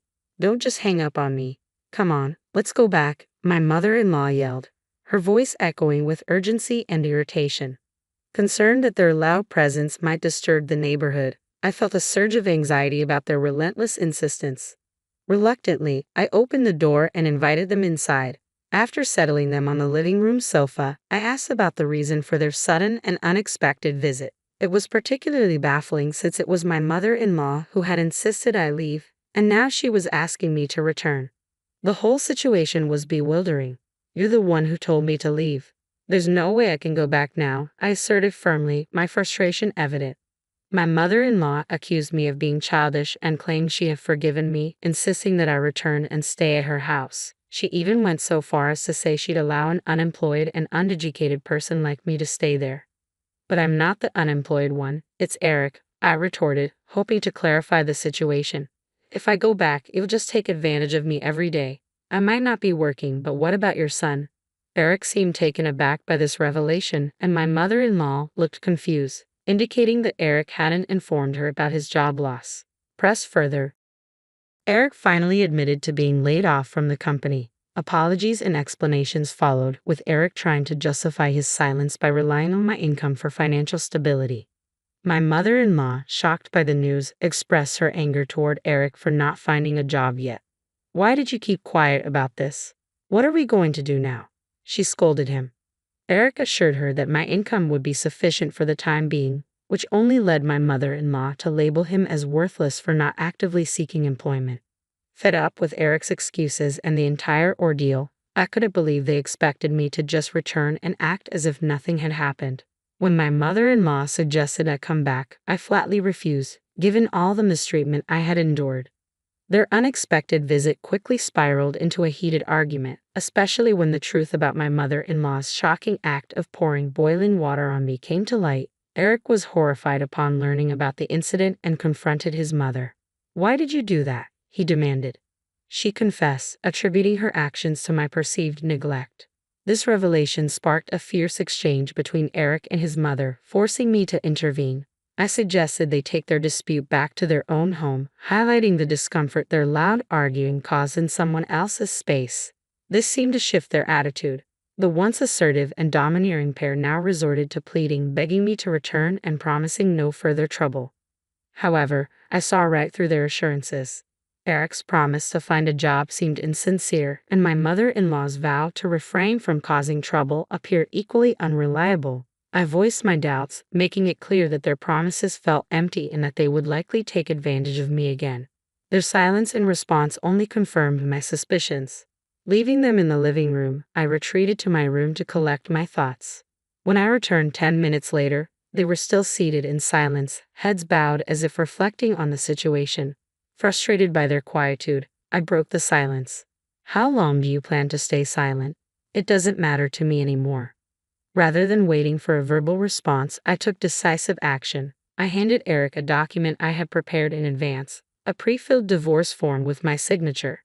Eric looked at the document, utterly confused and taken aback.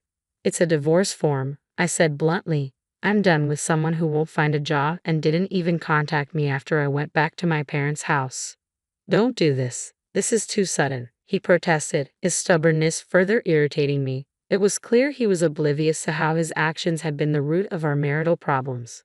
Unmoved by his pleas, I stood firm in my decision. I was ready to move on from the turmoil and start anew, free from the dysfunction that had overshadowed my life for too long. My decision to divorce Eric was final, and nothing he could say would change that. Still in shock, Eric questioned if the divorce was too harsh. I responded firmly, unwavering in my resolve. "I don't think so. It's your fault too." I directed that same sternness toward my mother-in-law, who had also contributed to the situation. Resigned, Eric signed the divorce papers, cautioning me not to regret my decision. Yet I felt a profound sense of relief, confident that the one who would regret this decision would be Eric, not me. "I'll submit the divorce papers. I don't want any compensation. Just go home," I declared, finalizing my separation from Eric.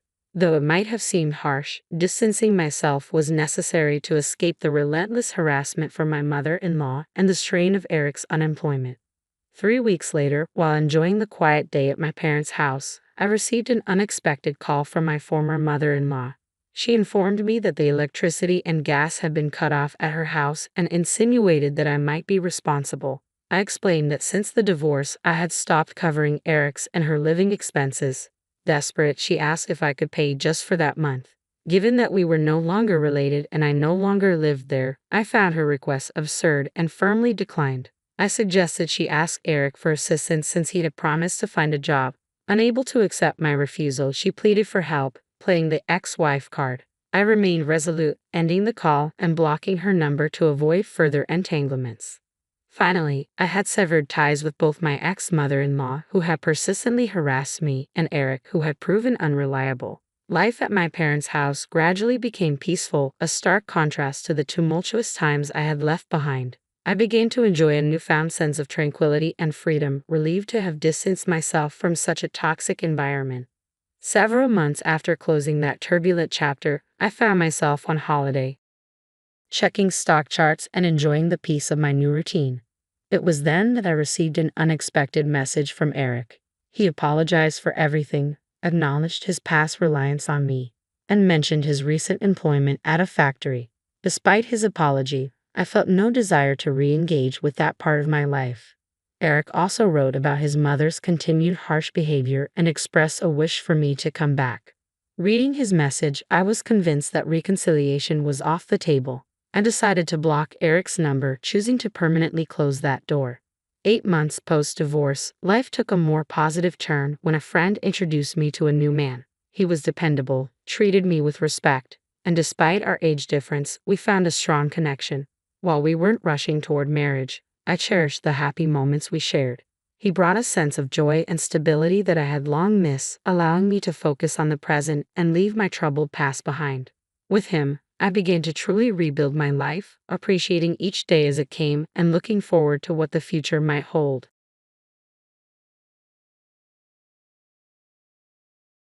I've decided to purchase the luxury car from you, Tiffany. Honestly, an ordinary person like me doesn't need such extravagance, but my parents have been thinking about getting a new car, and it might be just the right fit for them. Since marrying Peter, I've noticed a change in him. He's become more self-centered, even coveting the upscale car my parents gifted to me. Frankly, I've had enough. My name is Tiffany, I'm 28 years old, and I met Peter during our college days. We've been married for 3 years now. Peter is the social butterfly, well-liked by everyone, which is quite the opposite of me. I'm more introverted and have only a handful of close friends. Our relationship started unexpectedly. At first, we bonded over shared courses and study sessions. His interest in me caught me off guard, but when he asked me out, I was so overjoyed that I didn't hesitate to say yes. That was the beginning of our relationship. What drew me to Peter was his charm, his easygoing nature, and his dedication to his studies. He had plenty of friends, many of them attractive and stylish women, so it never felt like he'd struggle to find another girlfriend if he wanted to. In fact, I once asked him nervously if he truly thought I was the right one for him. His reaction was puzzling. He seemed surprised and asked why I'd even asked something like that. I confessed that I often felt insecure and just wanted to understand what made him choose me. After a moment of thought, he simply said that he felt comfortable with me. It wasn't the heartfelt response I had hoped for, and before I could say more, he grew distant, distracted by his phone. Not wanting to start an argument, I dropped the subject and apologized for bringing it up. But the doubts lingered. As time went on, our relationship moved forward smoothly. On the surface, at least. We graduated, got married, and settled into a condo. I found a stable job at a company while Peter continued his graduate studies and part-time work. When I told my mom about our engagement, she was thrilled, though she admitted she and my dad were beginning to worry about when I'd finally introduce a boyfriend. I felt a little guilty for not telling them about Peter sooner, but my mom, understanding my independent nature, was simply happy knowing I had someone in my life who cared about me. My parents have always been my role models. They met in college, just like Peter and me, and have maintained a deep love and respect for each other throughout the years. My dad worked his way up the corporate ladder, while my mom pursued her passion for cooking, eventually teaching culinary classes. They always respected each other's independence and supported each other's dreams, and I hope to create a marriage like theirs. Despite growing up in a well-off family, I've always valued independence. That's why I didn't pursue graduate school like Peter. I wanted to stand on my own and build my own life. My dream has always been simple: to have a family like the one I grew up in, with a strong marriage and perhaps children someday. It may sound straightforward, but for someone like me, it's a significant goal. After Peter and I moved in together, things started to change. Peter was still in graduate school and working part-time, but he didn't contribute much financially. When I gently brought it up, suggesting it would help if he used more of his income for our expenses, he brushed it off, saying, "I do contribute, you know. Didn't you say you'd take care of the living expenses when we moved in together, Tiffany?" His words made me uneasy. Peter had always dreamed of becoming a professor, and that's why he was so focused on his graduate studies. But while he chased his ambitions, I was left feeling like I was carrying most of the financial burden alone. I had reassured Peter not to worry about finances, given my stable job, but when he shot back at me, I could only mumble a weak agreement, unsure of how to respond. Peter let out a heavy sigh. "You wouldn't understand, Tiffany. Being a graduate student is expensive." He paused before adding, "Besides, socializing is part of it too." Then, as if it were an afterthought, he said, "Oh, and I need $1,000 for a research trip. Can you lend it to me? I'll pay you back later." Requests like these became more frequent, and the strain on our relationship grew. He started spending more nights away, leaving me alone with cold, untouched meals and unanswered phone calls. When he finally returned, often in good spirits, I found myself too forgiving. Out of the blue, he'd suggest, "Hey Tiffany, remember you wanted to go somewhere? I have tomorrow off. Let's go." Or he'd compliment my cooking, making me feel momentarily appreciated. Every time Peter showed kindness, I caught glimpses of the happy marriage I longed for. It made me hesitate to confront the deeper issues, even though, deep down, I knew something was wrong. I felt increasingly lonely and anxious, trapped in a cycle of brief moments of joy followed by prolonged periods of solitude. I found myself unable to share these struggles with anyone, especially my parents, who were genuinely thrilled about our marriage. Even so, they must have sensed that something was off. I hadn't visited them in a while, and when I finally did, my dad suggested I stay for dinner. My mom prepared an elaborate meal to welcome me, and during the meal, my dad mentioned that Aunt Lori had recently visited. She wanted to see me, he said, describing her as spontaneous, ambitious, and fiercely independent, the same traits that had always defined her. "I'll reach out to her soon, thanks, Dad," I replied, appreciating their subtle way of encouraging me to reconnect with family. As my dad reminisced about how much Aunt Lori cared for me, he smiled, recalling how she'd playfully teased that Peter had stolen me away, even though she had never intended to marry herself. Before I met Peter, Lori had been more of a confidant than a not. I could talk to her about things I couldn't discuss with my parents. She understood me on a deeper level and had always been there to support me, especially in the beginning. I had always been too timid to discuss my relationship with Peter, especially with Lori. But now I felt eager to reconnect. A few days after visiting my parents, I met Lori at a cafe. She was as stylish as ever. As she looked over my outfit, she offered gentle advice. You know, Tiffany, marriage is just the beginning of a lifelong journey for a woman. You should always feel confident and attractive, no matter what. Your clothes can make a big difference, so don't forget to take care of yourself. With a graceful smile, she took a sip of her tea. Realizing how much I had neglected my own interests, I apologized for not keeping in touch. Lori chuckled and said, "That's so typical of you, Tiffany. It's good to be honest and serious, but being too timid often comes from a lack of experience." Still, I was thrilled when I heard you found someone special. I thought, finally, Tiffany is taking a step forward. It had been ages since I spent time with someone on a day off, and the weather was perfect, making our outing even more refreshing. We settled on the terrace, basking in the warm sunlight. In that tranquil moment, I felt comfortable enough to share my concerns with Lori.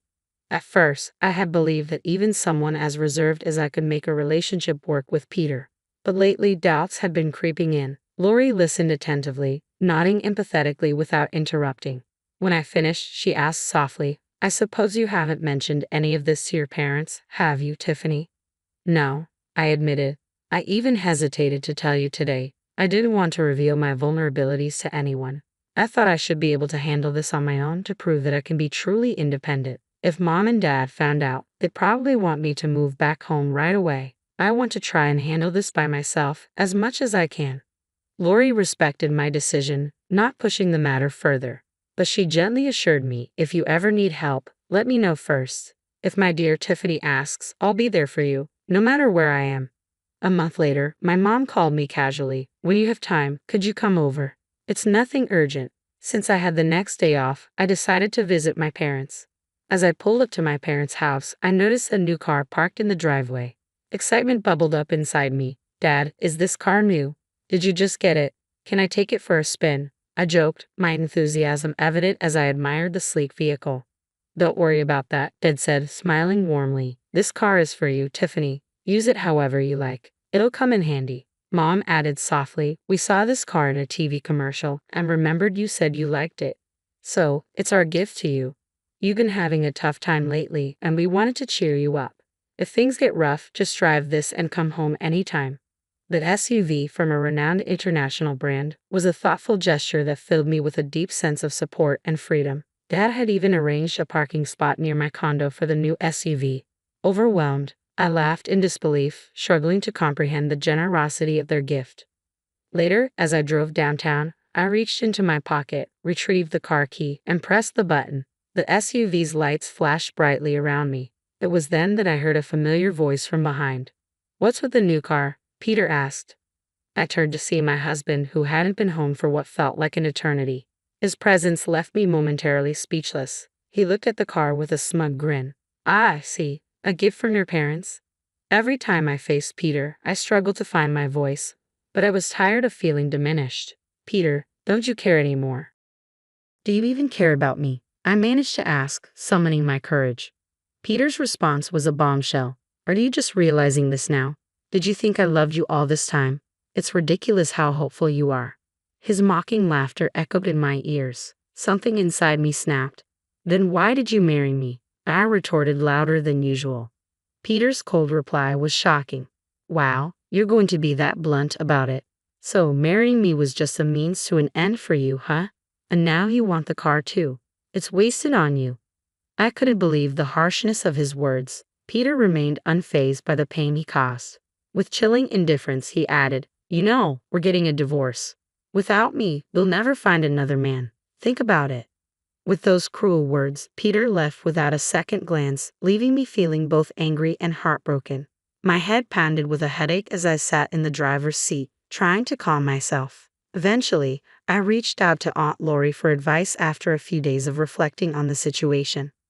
I agreed to the divorce and moved back in with my parents. They welcomed me with open arms, and for a while, life felt peaceful again. However, that peace was short-lived. One afternoon, Peter showed up at my parents' house, accompanied by his parents. They all settled into the living room, and Peter's father spoke in a stern tone. "We're here to discuss our son's divorce," he began. As the conversation about the divorce unfolded, I took a firm stand. "If you don't agree to the divorce," I warned Peter, "I'll use my parents' connections at the university to jeopardize your future. It wouldn't be hard to damage the career of a junior registrar if their daughter files a complaint." Peter, who genuinely cared for me, was taken aback by my approach. He felt my tactics were aggressive and intimidating, as if I was trying to force his hand. His father argued vehemently. "We could easily contest the divorce," he said. "Tiffany, beneath her simple appearance, is manipulative and greedy. Poor Peter. I heard she even paid him to stay away. She must have entertained other men. We should take this to family court and claim Peter was coerced into this divorce. But if Tiffany were to make a genuine apology, maybe things could be different. For instance, if she gave up the car she's been driving, it might help smooth things over." Peter and his parents listened silently, absorbing his father's protests. Just then, the doorbell rang, and my mom answered it. Aunt Lori walked in, appearing behind her. "Sorry I'm late," Lori said, joining the discussion. "How's it going?" Peter's family, who had met Lori only once at my wedding, was taken aback. "What are you doing here?" Peter's mother objected. "It's rude to barge in like this. We're in the middle of something." Lori remained unfazed. "You've heard about Peter's divorce, haven't you?" "How would an outsider like you know about this?" Peter's mother challenged. Lori continued, "I was informed by my brother earlier. I couldn't miss such an important moment for my dear niece." Peter's mother retorted, "You're probably here to stop the divorce or for money. Are you still going to make accusations after seeing this?" Without missing a beat, Lori pulled out a stack of documents from her bag and laid them out on the table for everyone to see. "I hired a private detective to look into this," she revealed. "It turns out Peter has been cheating on Tiffany with multiple women. He hardly came home because of it, taking advantage of Tiffany's kindness and even asking her for money." The revelation left everyone in stunned silence, and the tone of the meeting shifted dramatically as everyone processed the gravity of Lori's findings. I was deeply immersed in my university research, so when I did make it home, we spent time together sharing meals and going on trips. To the outside world, we appeared like any other married couple. "Say something, Tiffany," Peter pleaded, his voice tinged with desperation. "You don't need to defend yourself," his father quickly reassured him. "We'll handle this. It's not your fault." "That's right," Peter's mother added. "These documents from who knows where surely fabricated. Our Peter would never engage in such acts. He's a kind, outstanding son." "Kind to his parents, maybe," Aunt Lori interjected sharply. "But it seems his kindness doesn't extend beyond that." Beneath her calm demeanor, Aunt Lori was resolute. She pulled out a photograph from the stack of documents. "I was at a hotel for a business meeting recently and saw William there with another woman, looking quite cozy. I had the detective look into William as well, and the results were just as I suspected. Do you understand now?" Peter's mother's face went pale as she grabbed the documents and examined them closely. "What is this? William, how long has this been going on? It's all lies, isn't it?" "Kayla, stop looking," William said, trying to snatch the documents from her. But it was too late. Kayla, visibly distraught, confronted William. "You've been cheating on me. The car you wanted so badly was for her, wasn't it?" No matter how much William tried to calm her down, Kayla was inconsolable. She stormed out of the house, tears streaming down her face, with William trailing behind her, desperately trying to explain. In the ensuing chaos, Peter blurted out, "Hey, wait. What about me?" He followed them out, equally confused. The rest of us were left in stunned silence, but Aunt Lori wore a satisfied smile, giving me a knowing wink. It was clear she had anticipated the dramatic turn of events and the revelations that needed to come to light. After the tumultuous events, Aunt Lori shared with me that Peter's parents had eventually divorced. "You won't fall for such a terrible man again," she assured me. "Let's make you even more attractive. I'll teach you everything about grooming and self-care." Despite her busy schedule, Aunt Lori frequently visited, taking me out for meals and shopping trips. During this time, I absorbed a great deal from her, gaining a new perspective on self-care and confidence. A year after the divorce, I made a pivotal decision to attend graduate school. I dedicated myself to my studies and personal development, a period of transformation for me.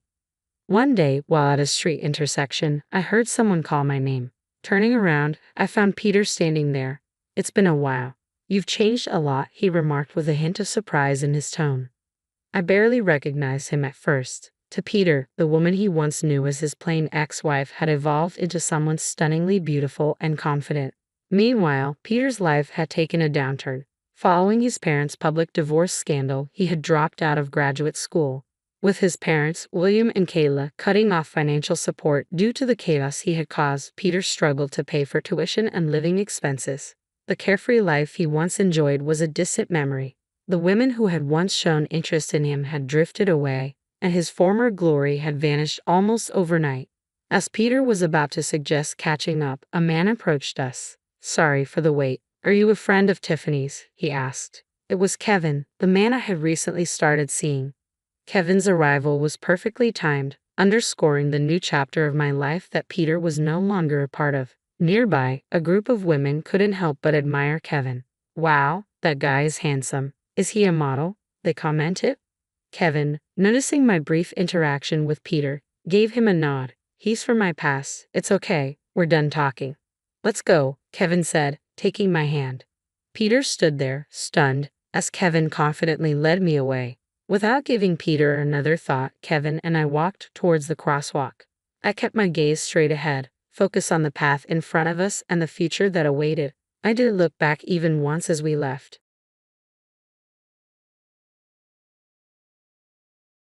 In a heartbeat, my world was shattered when my husband's voice, cold and harsh, blared through the phone.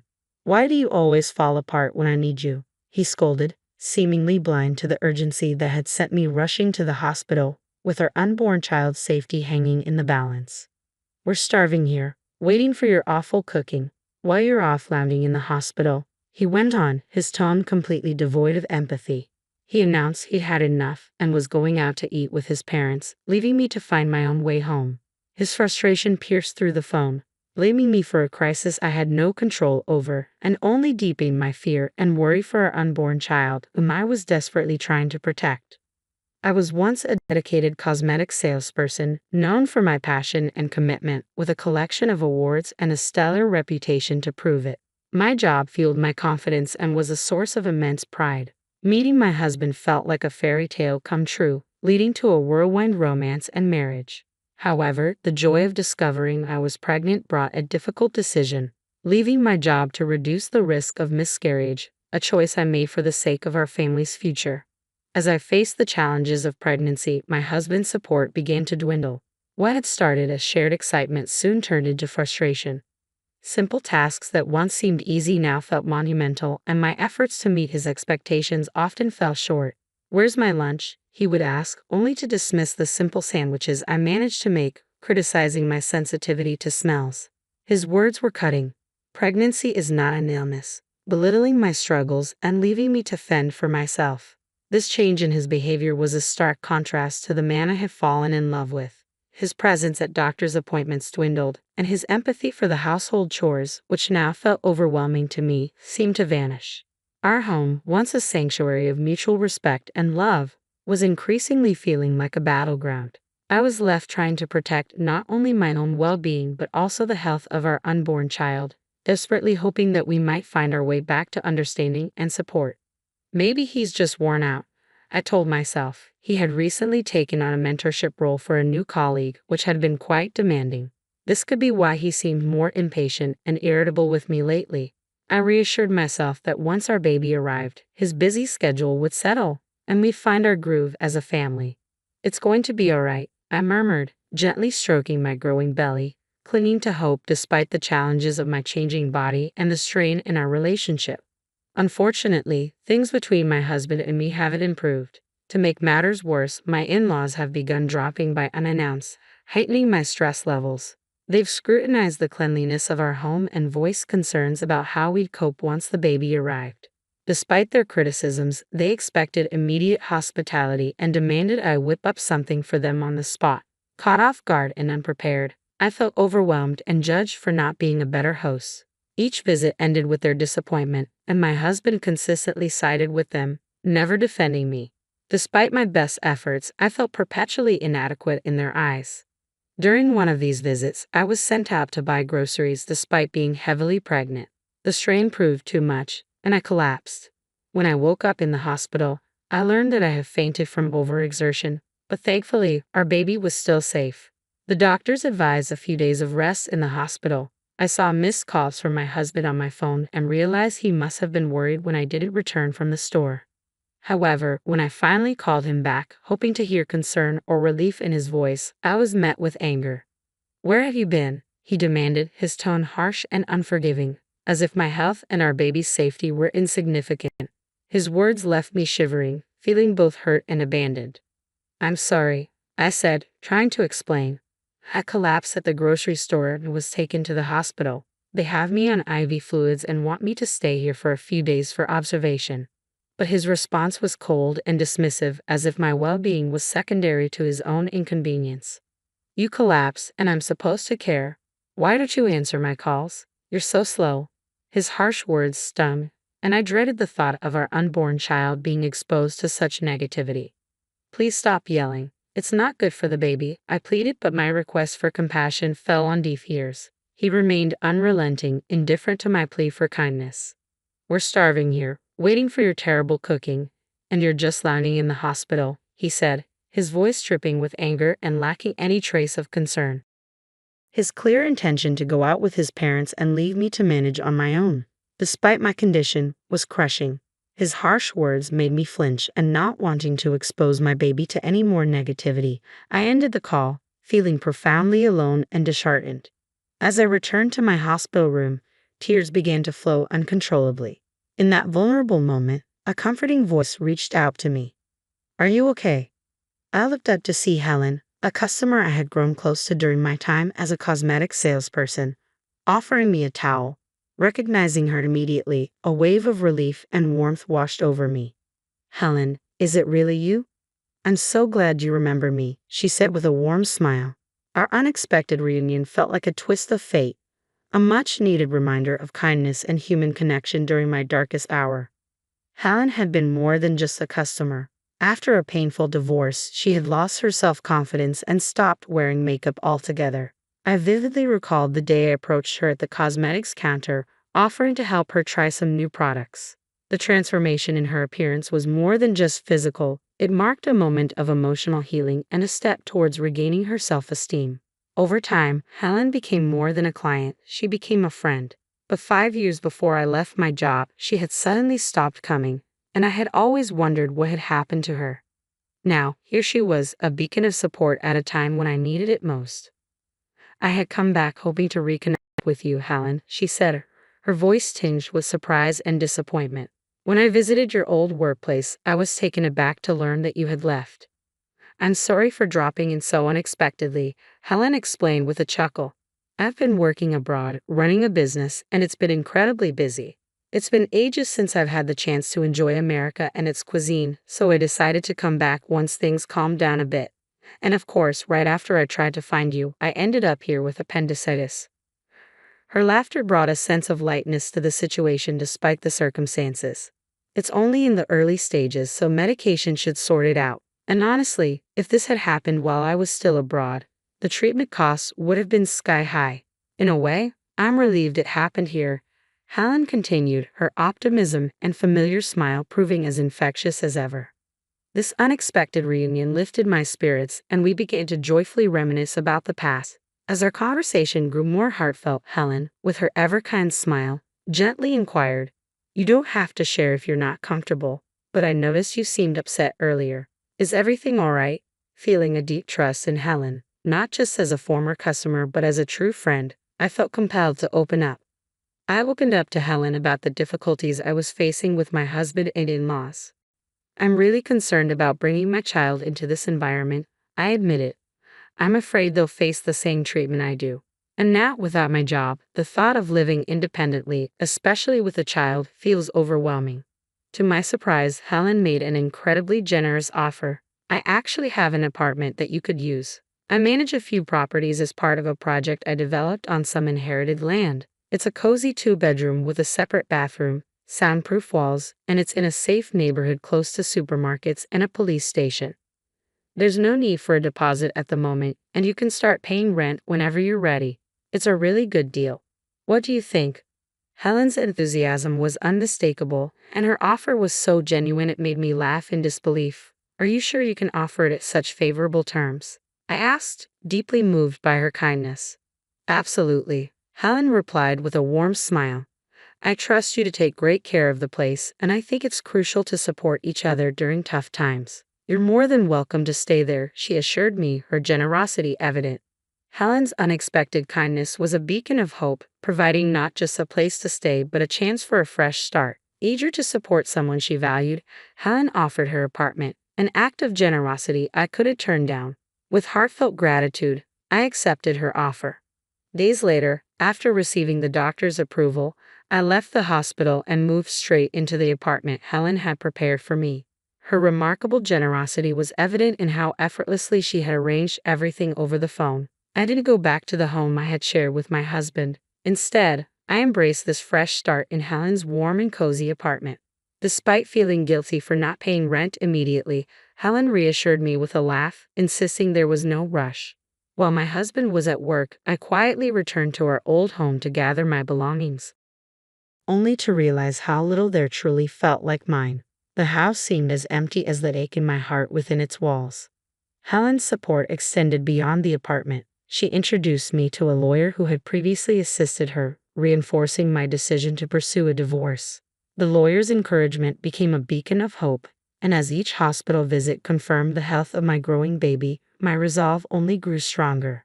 During one such visit, as I stepped outside, my heart sank when I saw my husband waiting for me. Panic surged through me, and despite my best efforts to flee, my pregnancy slowed me down. He confronted me about the lawyer and our new living situation, gripping my arm tightly. I stood my ground, insisting that any discussions about the divorce, compensation, or child support be handled through the lawyer. His demands for me to return and his refusal to provide support were met with my firm refusal. As my husband tried to drag me back, a young woman intervened. Her name was Rebecca, and she was clearly familiar with my husband. Stepping in front of me with a protective stance, Rebecca's presence shifted the dynamic of the confrontation. The tension between her and my husband was palpable, but Rebecca stood firm, refusing to let him take me against my will.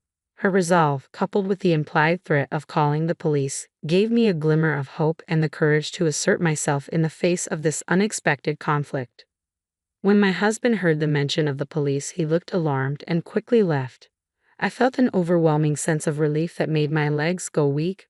Rebecca quickly moved to my side, offering support. "Are you okay?" she asked gently as I apologized, expressing how grateful I was for her help. Without hesitation, Rebecca called a taxi for me, insisting on ensuring I got home safely. Despite feeling guilty for causing her trouble, she reassured me it was no bother. When I shared my address, Rebecca was surprised to discover that I lived just below her. It was a happy coincidence that we were neighbors. Rebecca, with her cheerful and caring demeanor, turned out to be a new employee at my husband George's workplace. She had reported George's inappropriate behavior, which led to his removal as her mentor. George was notorious for his lack of empathy towards female employees, often making insensitive remarks about personal matters like menstruation and marriage. Rebecca's experiences echoed my own, highlighting the troubling behavior I had endured from him during my pregnancy. 3 weeks after our meeting, Rebecca and I had become good friends, enjoying dinners together and sharing our lives. She informed me that George had been transferred to a subsidiary company following numerous complaints and issues at work. It turned out that Rebecca was the daughter of Helen, the successful businesswoman who managed several properties, including the apartment I was staying in. George had previously boasted about handling Helen's account, but his behavior ultimately led to a reassessment of his professional standing. Helen had advocated for George's transfer after uncovering his misconduct both at work and towards me. Rebecca, resourceful and determined, had tackled workplace issues independently without leaning on her mother's influence. However, upon discovering my connection to Helen, she felt a stronger sense of duty to act. Helen encouraged Rebecca to compile all evidence against George, which contributed to his transfer. With George now facing reduced income and an increased workload, his situation had markedly changed. Helen's advice to me, drawing on her extensive experience, was to remain resolute and not be swayed by any attempts George might make to elicit sympathy. Her guidance was a source of great reassurance, coming from someone with such expertise and understanding. After deciding to divorce George, he attempted to reach out through our lawyer, expressing how challenging work had been and how much he missed me. He even apologized and pleaded for a chance to reconcile, but I remained resolute in my decision to proceed with the divorce. Supported by Helen, George ultimately had no choice but to accept the divorce terms and agree to pay child support and damages over time. My next significant hurdle was dealing with my in-laws, particularly my father-in-law, who was overly eager about the baby being a boy. I could sense trouble brewing, and my concerns were soon validated. One day, as I was about to leave, my father-in-law grabbed my arm. Having followed Rebecca in an attempt to confront her, he instead found me. He demanded that I surrender the baby once born, insisting that the child was the family's heir. Despite my efforts to escape, his grip was firm and unyielding. Just then, a commanding voice cut through the tension, demanding my father-in-law release me. Before I could react, Rebecca executed a precise judo move, sending him sprawling to the ground. It turned out that Rebecca, a top-ranked judoka with national titles, had mastered judo to protect herself and her mother during challenging times. She confronted my father-in-law, condemning him for ignoring George's behavior and trying to interfere in my life. Rebecca firmly defended my right to move forward, making it clear that any interference was unacceptable. As the sound of approaching sirens grew louder, I realized Rebecca had called for help before stepping in to rescue me. My mother-in-law, who had been waiting nearby in the car, observed silently as the police arrived and took both her and my father-in-law into custody. In the aftermath, my father-in-law was arrested, and after some reflection, my mother-in-law chose to divorce him. She decided to start anew, moving back to the countryside to live a life free from external pressures. Despite George's pleas to accompany her, expressing his frustration with his job and the legal battles, she firmly refused, prioritizing her own fresh start over his desires. Through the lawyer, my mother-in-law reached out to offer her apologies and left a sum of money as a gesture of goodwill. Helen explained that it's not uncommon for people to feel lost after a divorce, and the money was likely her mother-in-law's way of apologizing and supporting my son's future. Although her past behavior had been troubling, I was touched by her effort to make amends and appreciated the support. Following the finalization of the divorce, I gave birth to a healthy baby boy. My mother-in-law chose to settle in the countryside, preferring a life of solitude over remaining with George. When my father-in-law was eventually released, he found that the house had been demolished by my mother-in-law before her departure. Left with few options, he moved in with George, which only added to their difficulties and contributed to George's resignation from his job due to his tarnished reputation. Despite the challenges, the child support payments continued to arrive reliably, likely managed by Helen and the lawyer. Rebecca, recognized for her hard work, advanced to a project leader role, earning admiration from her colleagues. Helen's ventures, including women-only properties and housing for foreigners, were thriving. As for me, once my son grew a bit older, I planned to return to work. Helen had offered me a position at a new high-end cosmetics store she was opening. Helen remained a steadfast supporter, showering my son with affection as if he were her own grandchild. Rebecca also made time to visit us, her presence a comforting reminder of the strength and kindness that had carried me through the toughest times. Inspired by these remarkable women, I was determined to be equally strong and protective of my son, embracing the support and resilience they had shown me.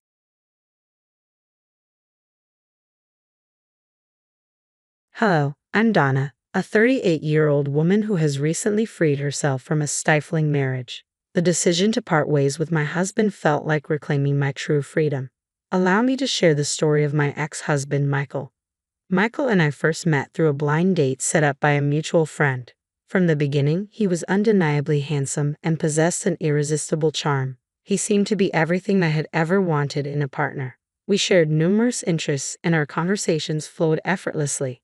For the first 7 months, we enjoyed a casual dating phase, taking turns planning exciting and enjoyable activities. Once we officially became a couple, our dynamic outings continued, and a year later, we moved in together. It was during this time that I became aware of Michael's unstable financial situation.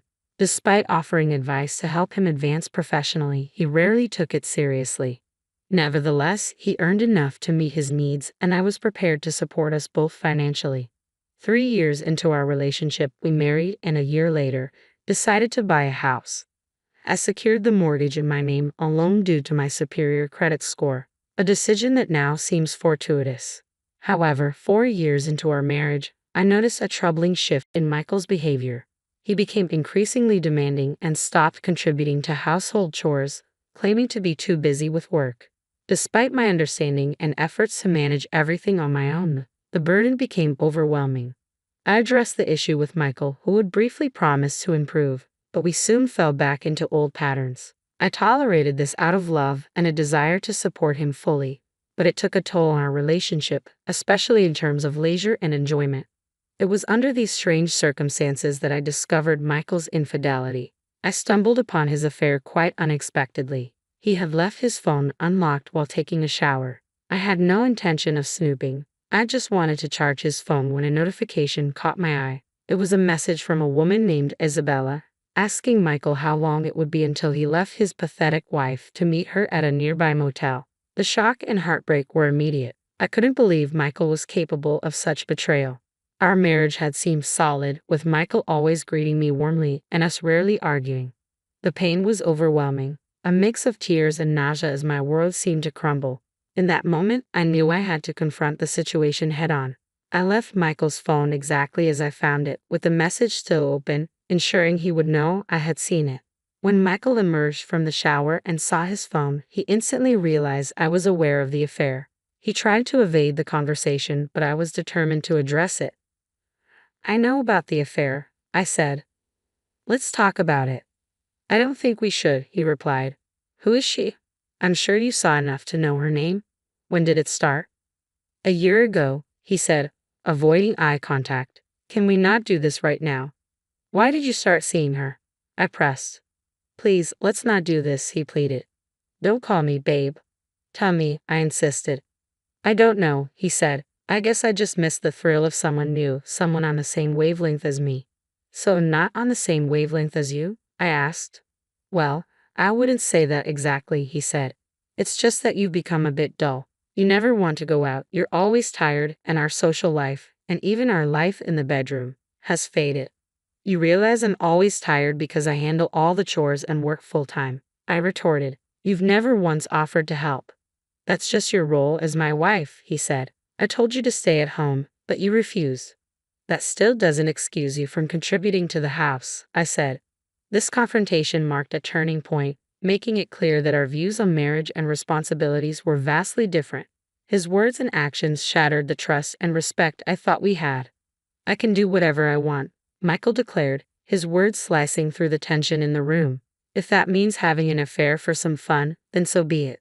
His distorted view of freedom within our marriage was startling and painful. I had hoped we could discuss this and possibly repair our relationship, but his stance made it clear that was no longer an option.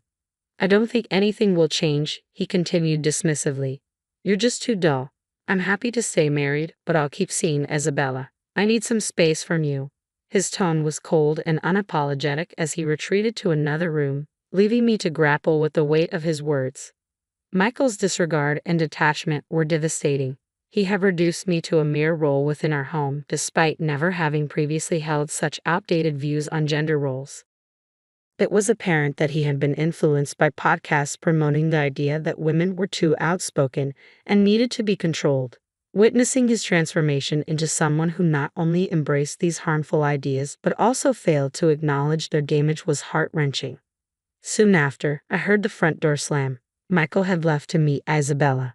Overcome by a profound sense of abandonment and betrayal, I could no longer bear the solitude or the storm of emotions crashing over me. In my distress, I called my best friend Judy. She answered right away, sensing the urgency in my voice. Within moments, she was at my door with comforting hugs and tubs of ice cream. She didn't press for details. Instead, she held me as I cried. When I finally composed myself enough to speak, I shared the painful revelation with her. "Michael is cheating on me, Judy. It's true." "Are you sure?" she asked, concern etched on her face. "Absolutely," I replied. His phone was unlocked, and I saw a message from a woman asking when he was leaving his pathetic wife to meet her. "What did you do?" Judy inquired. I confronted him. I said, tears welling up again. He barely wanted to talk about it. Judy stayed with me through the night, offering silent, steadfast support as I faced the harsh reality of my crumbling marriage. As we sat together, the gravity of my situation began to sink in, and though the future remained uncertain, I was grateful for her unwavering presence. I knew I wasn't alone anymore. I finally confronted Michael and uncovered the painful truth. He had been cheating on me for a year. His excuse was that I had become too boring, always too tired and never up for anything fun. Despite managing almost everything at home, he dismissed my efforts, insisting it was simply my role as his wife. Well, if that's the role of a wife, then his role as a husband should have been more honorable, I told Judy, still reeling from the shock. Instead, here he is, cheating on me. Judy shook her head in disbelief. That's just a pathetic excuse. Did he even apologize? Not for a second, I replied. He just blamed me and chose to spend the night with her. Honestly, Judy, if I had to face him now, I don't know what I'd do. So, what are you thinking of doing next? Judy asked. I'm not sure. Michael mentioned he's fine staying married, but there's no way I can continue like this. Listen, Judy said, why don't you stay with me until you figure things out? I'll help you through everything. That would be amazing. Thank you so much, Judy. I really appreciate your support. We spent the rest of the evening trying to unwind, watching our favorite movies. It was a welcome distraction, but the reality of my situation lingered in the back of my mind. The next morning, Judy helped me pack some things to bring to her place. Once settled in at her home, curiosity got the better of me, and I decided to look up Isabella. I still had access to Michael's social media on my phone, a privilege I had never abused before because I trusted him completely. I discovered that Michael had muted notifications for messages from Isabella, which explained why the affair had remained hidden until now. It turned out that Isabella was a coworker of his, actually someone who reported directly to him. She was 38 years younger than me and 11 years younger than Michael. Just that revelation alone was enough to make my stomach churn. This discovery solidified my decision. I needed to divorce Michael. I couldn't endure the betrayal, nor could I live with someone who saw me as merely an obligation.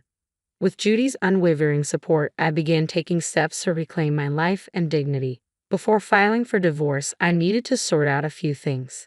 Judy and I spent time strategizing not only about the logistics of the separation, but also about ensuring that Michael would face appropriate consequences for his betrayal. My first priority was to protect my finances. I transferred all the money I had contributed to our joint account into a personal account, ensuring that Michael had no access. In the days that followed, as I prepared to file for divorce, I heard nothing from Michael. It was a painful reminder of how little he valued our relationship. When I eventually returned home to collect more of my belongings, I found Michael lounging on the couch. His reaction to seeing me was as predictable as it was irritating. "Where have you been? Why haven't you told me where you were?" he demanded, his voice tinged with a faint concern that barely masked his real detachment. "Why should I explain myself to you? You hadn't called once. Don't pretend to care now," I snapped, my patience wearing thin. "I'm sorry, but discovering your infidelity because you found me too boring doesn't exactly inspire politeness," I added with a touch of sarcasm. Michael seemed taken aback, but he quickly redirected the conversation to finances. "I noticed you withdrew a large sum from our joint account," he said, trying to sound casual but clearly concerned. "Yes, I took back my money," I replied. "Why should I let you squander what I've worked hard to earn?" He frowned and said, "What do you think you're doing? You need to put that money back." "Or what?" I challenged. "Are you going to kick me out, move in with Isabella, and have your sister take my place here?" I couldn't help but laugh at the absurdity of his threats. "Put the money back in 3 hours, or I'll make sure everything changes by tomorrow," he said, his tone growing menacing. I responded with silence, walking past him to our room. I quickly packed up the rest of my clothes and essentials, leaving him to stew in his frustration. Back at Judy's place, I recounted the entire encounter. Judy was furious on my behalf and insisted we consult a lawyer immediately. Fortunately, she knew someone who could help. We met with her lawyer friend, who first asked about the house. I explained that both the mortgage and the house title were in my name alone, a result of my well-paying job in a niche field. This detail was crucial as it meant I had significant leverage in the upcoming legal proceedings. With Judy's support and the lawyer's guidance, I felt better prepared to face the challenges ahead. Since I earned significantly more than Michael, it made sense for me to handle the mortgage and purchase the house, establishing it entirely in my name. This financial arrangement was straightforward and practical given our respective incomes. I had also taken care of everything the house needed. When I consulted with my lawyer about the impending divorce, he reassured me that the house would legally remain in my name, which lifted a weight off my shoulders. He also explained that if Michael's sister, Karen, moved in without my consent. Despite the tension, Michael informed me the next morning that Karen had moved in, citing my failure to reverse the money transfer. I kept the conversation brief, which only fueled his anger. He ended the call abruptly. Following my lawyer's advice, I began recording all conversations with Michael to maintain a reliable record for potential court use. My strategy moving forward was straightforward. I would issue Karen an eviction notice. If she complied, that would end the matter. If not, I was prepared to pursue legal action. Given our strained history, I anticipated it wouldn't be simple. Karen had always shown a peculiar hostility towards me, frequently trying to overshadow me in petty ways. She even attempted to disrupt our wedding and competed with me over trivial matters. Our relationship had deteriorated to the point where I had to limit contact with her. Michael, overly protective and indulgent toward his sister, often placed me in uncomfortable positions. Karen's resentment grew when she realized she couldn't outshine me, leading her to steal from our home during her visits. I would notice missing items, designer clothes, shoes, and skincare products. Michael urged me to overlook these incidents, rationalizing that Karen's frugal lifestyle justified her taking some luxuries. I strongly disagreed and eventually banned her from visiting our home altogether. Although neither Michael nor Karen was pleased with this decision, Michael was powerless to challenge it due to the legal standings and my control over the property. Determined to protect my interests and ensure a fair resolution to our marital breakdown, I was ready to stand my ground. Having had enough of Karen's antics and theft, I explained the extent of her actions to Michael. He understood that the damage was significant, but Karen continued to provoke me. One day, she called to gloat. "Hello, Donna. Guess where I am right now?" I remained calm. "Michael told me you've moved in." "That's right," she boasted. "I have this huge, glorious house all to myself, something you don't." "I still do have the house," I replied. "I've already sent an eviction notice your way, and you have 4 days to move out." She laughed derisively. "An eviction notice from you? Like I'm going to follow through with that. This is my brother's house, and he told me I can stay here, so I will." "It's not his house, Karen," I said firmly.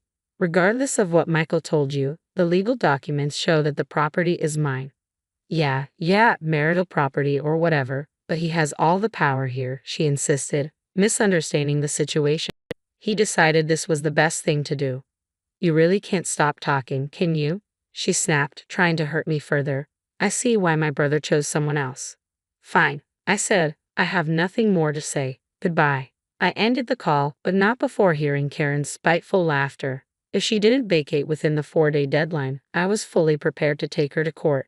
I had all the legal backing I needed. Unsurprisingly, Karen informed Michael of our conversation, and within an hour, he called me enraged. He questioned my audacity to issue an eviction notice. I chose not to respond to his anger. In the next 4 days, 2 significant events unfolded. First, I had the divorce papers served to Michael, and he shockingly decided to contest them. Second, Karen had still not moved out. True to my word, I had a court summons delivered to her. Legally, she was now considered a squatter. When Karen received the summons, she was visibly shocked to learn that the house was in my name, not her precious brother's. She confronted me, accusing me of trickery. I responded firmly. "I gave you ample warning and time to leave. I even sent you a formal eviction notice." The reality of her situation was finally dawning on her. I was ready to uphold my rights, no matter what. Karen's refusal to heed my warnings led her to face the consequences in court.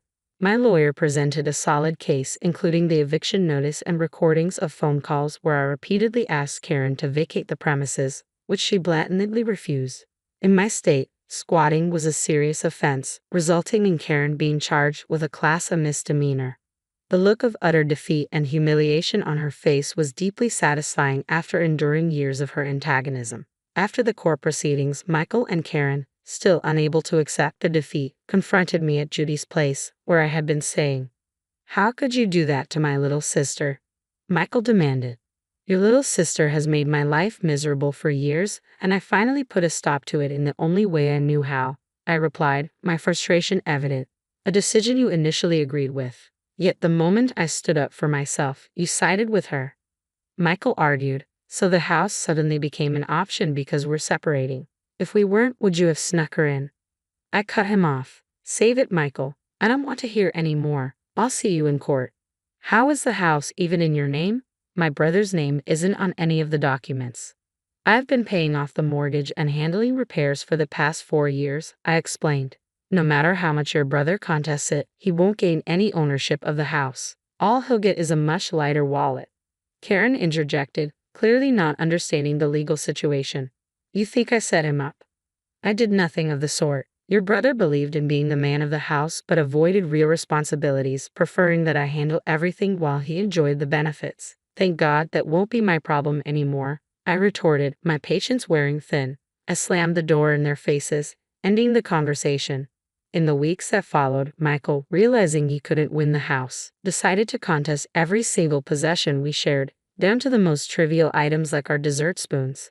The battle was petty and exhausting, but I was determined to fight for my peace and freedom. For every item Michael claimed as his, I had the receipts clearly showing who had paid for them. In truth, he hadn't contributed much, so his share was minimal. While Michael was preoccupied with this petty squabble, I took action on another front. I sent screenshots of his inappropriate communications with Judy to his company's HR department. Within 2 weeks, Michael was terminated from his job. Surprisingly, Isabella was not. I learned from some of Michael's colleagues, with whom I had remained friendly, that she had argued Michael coerced her into the relationship by threatening her professional standing. Understandably, their relationship did not survive this revelation. It took some time, but eventually, the divorce was finalized, and I was officially free to celebrate my newfound freedom and the successful resolution of a complex situation. Judy and I enjoyed a long celebration. It felt like a double victory. The last update I received on Michael and Karen was less than glamorous.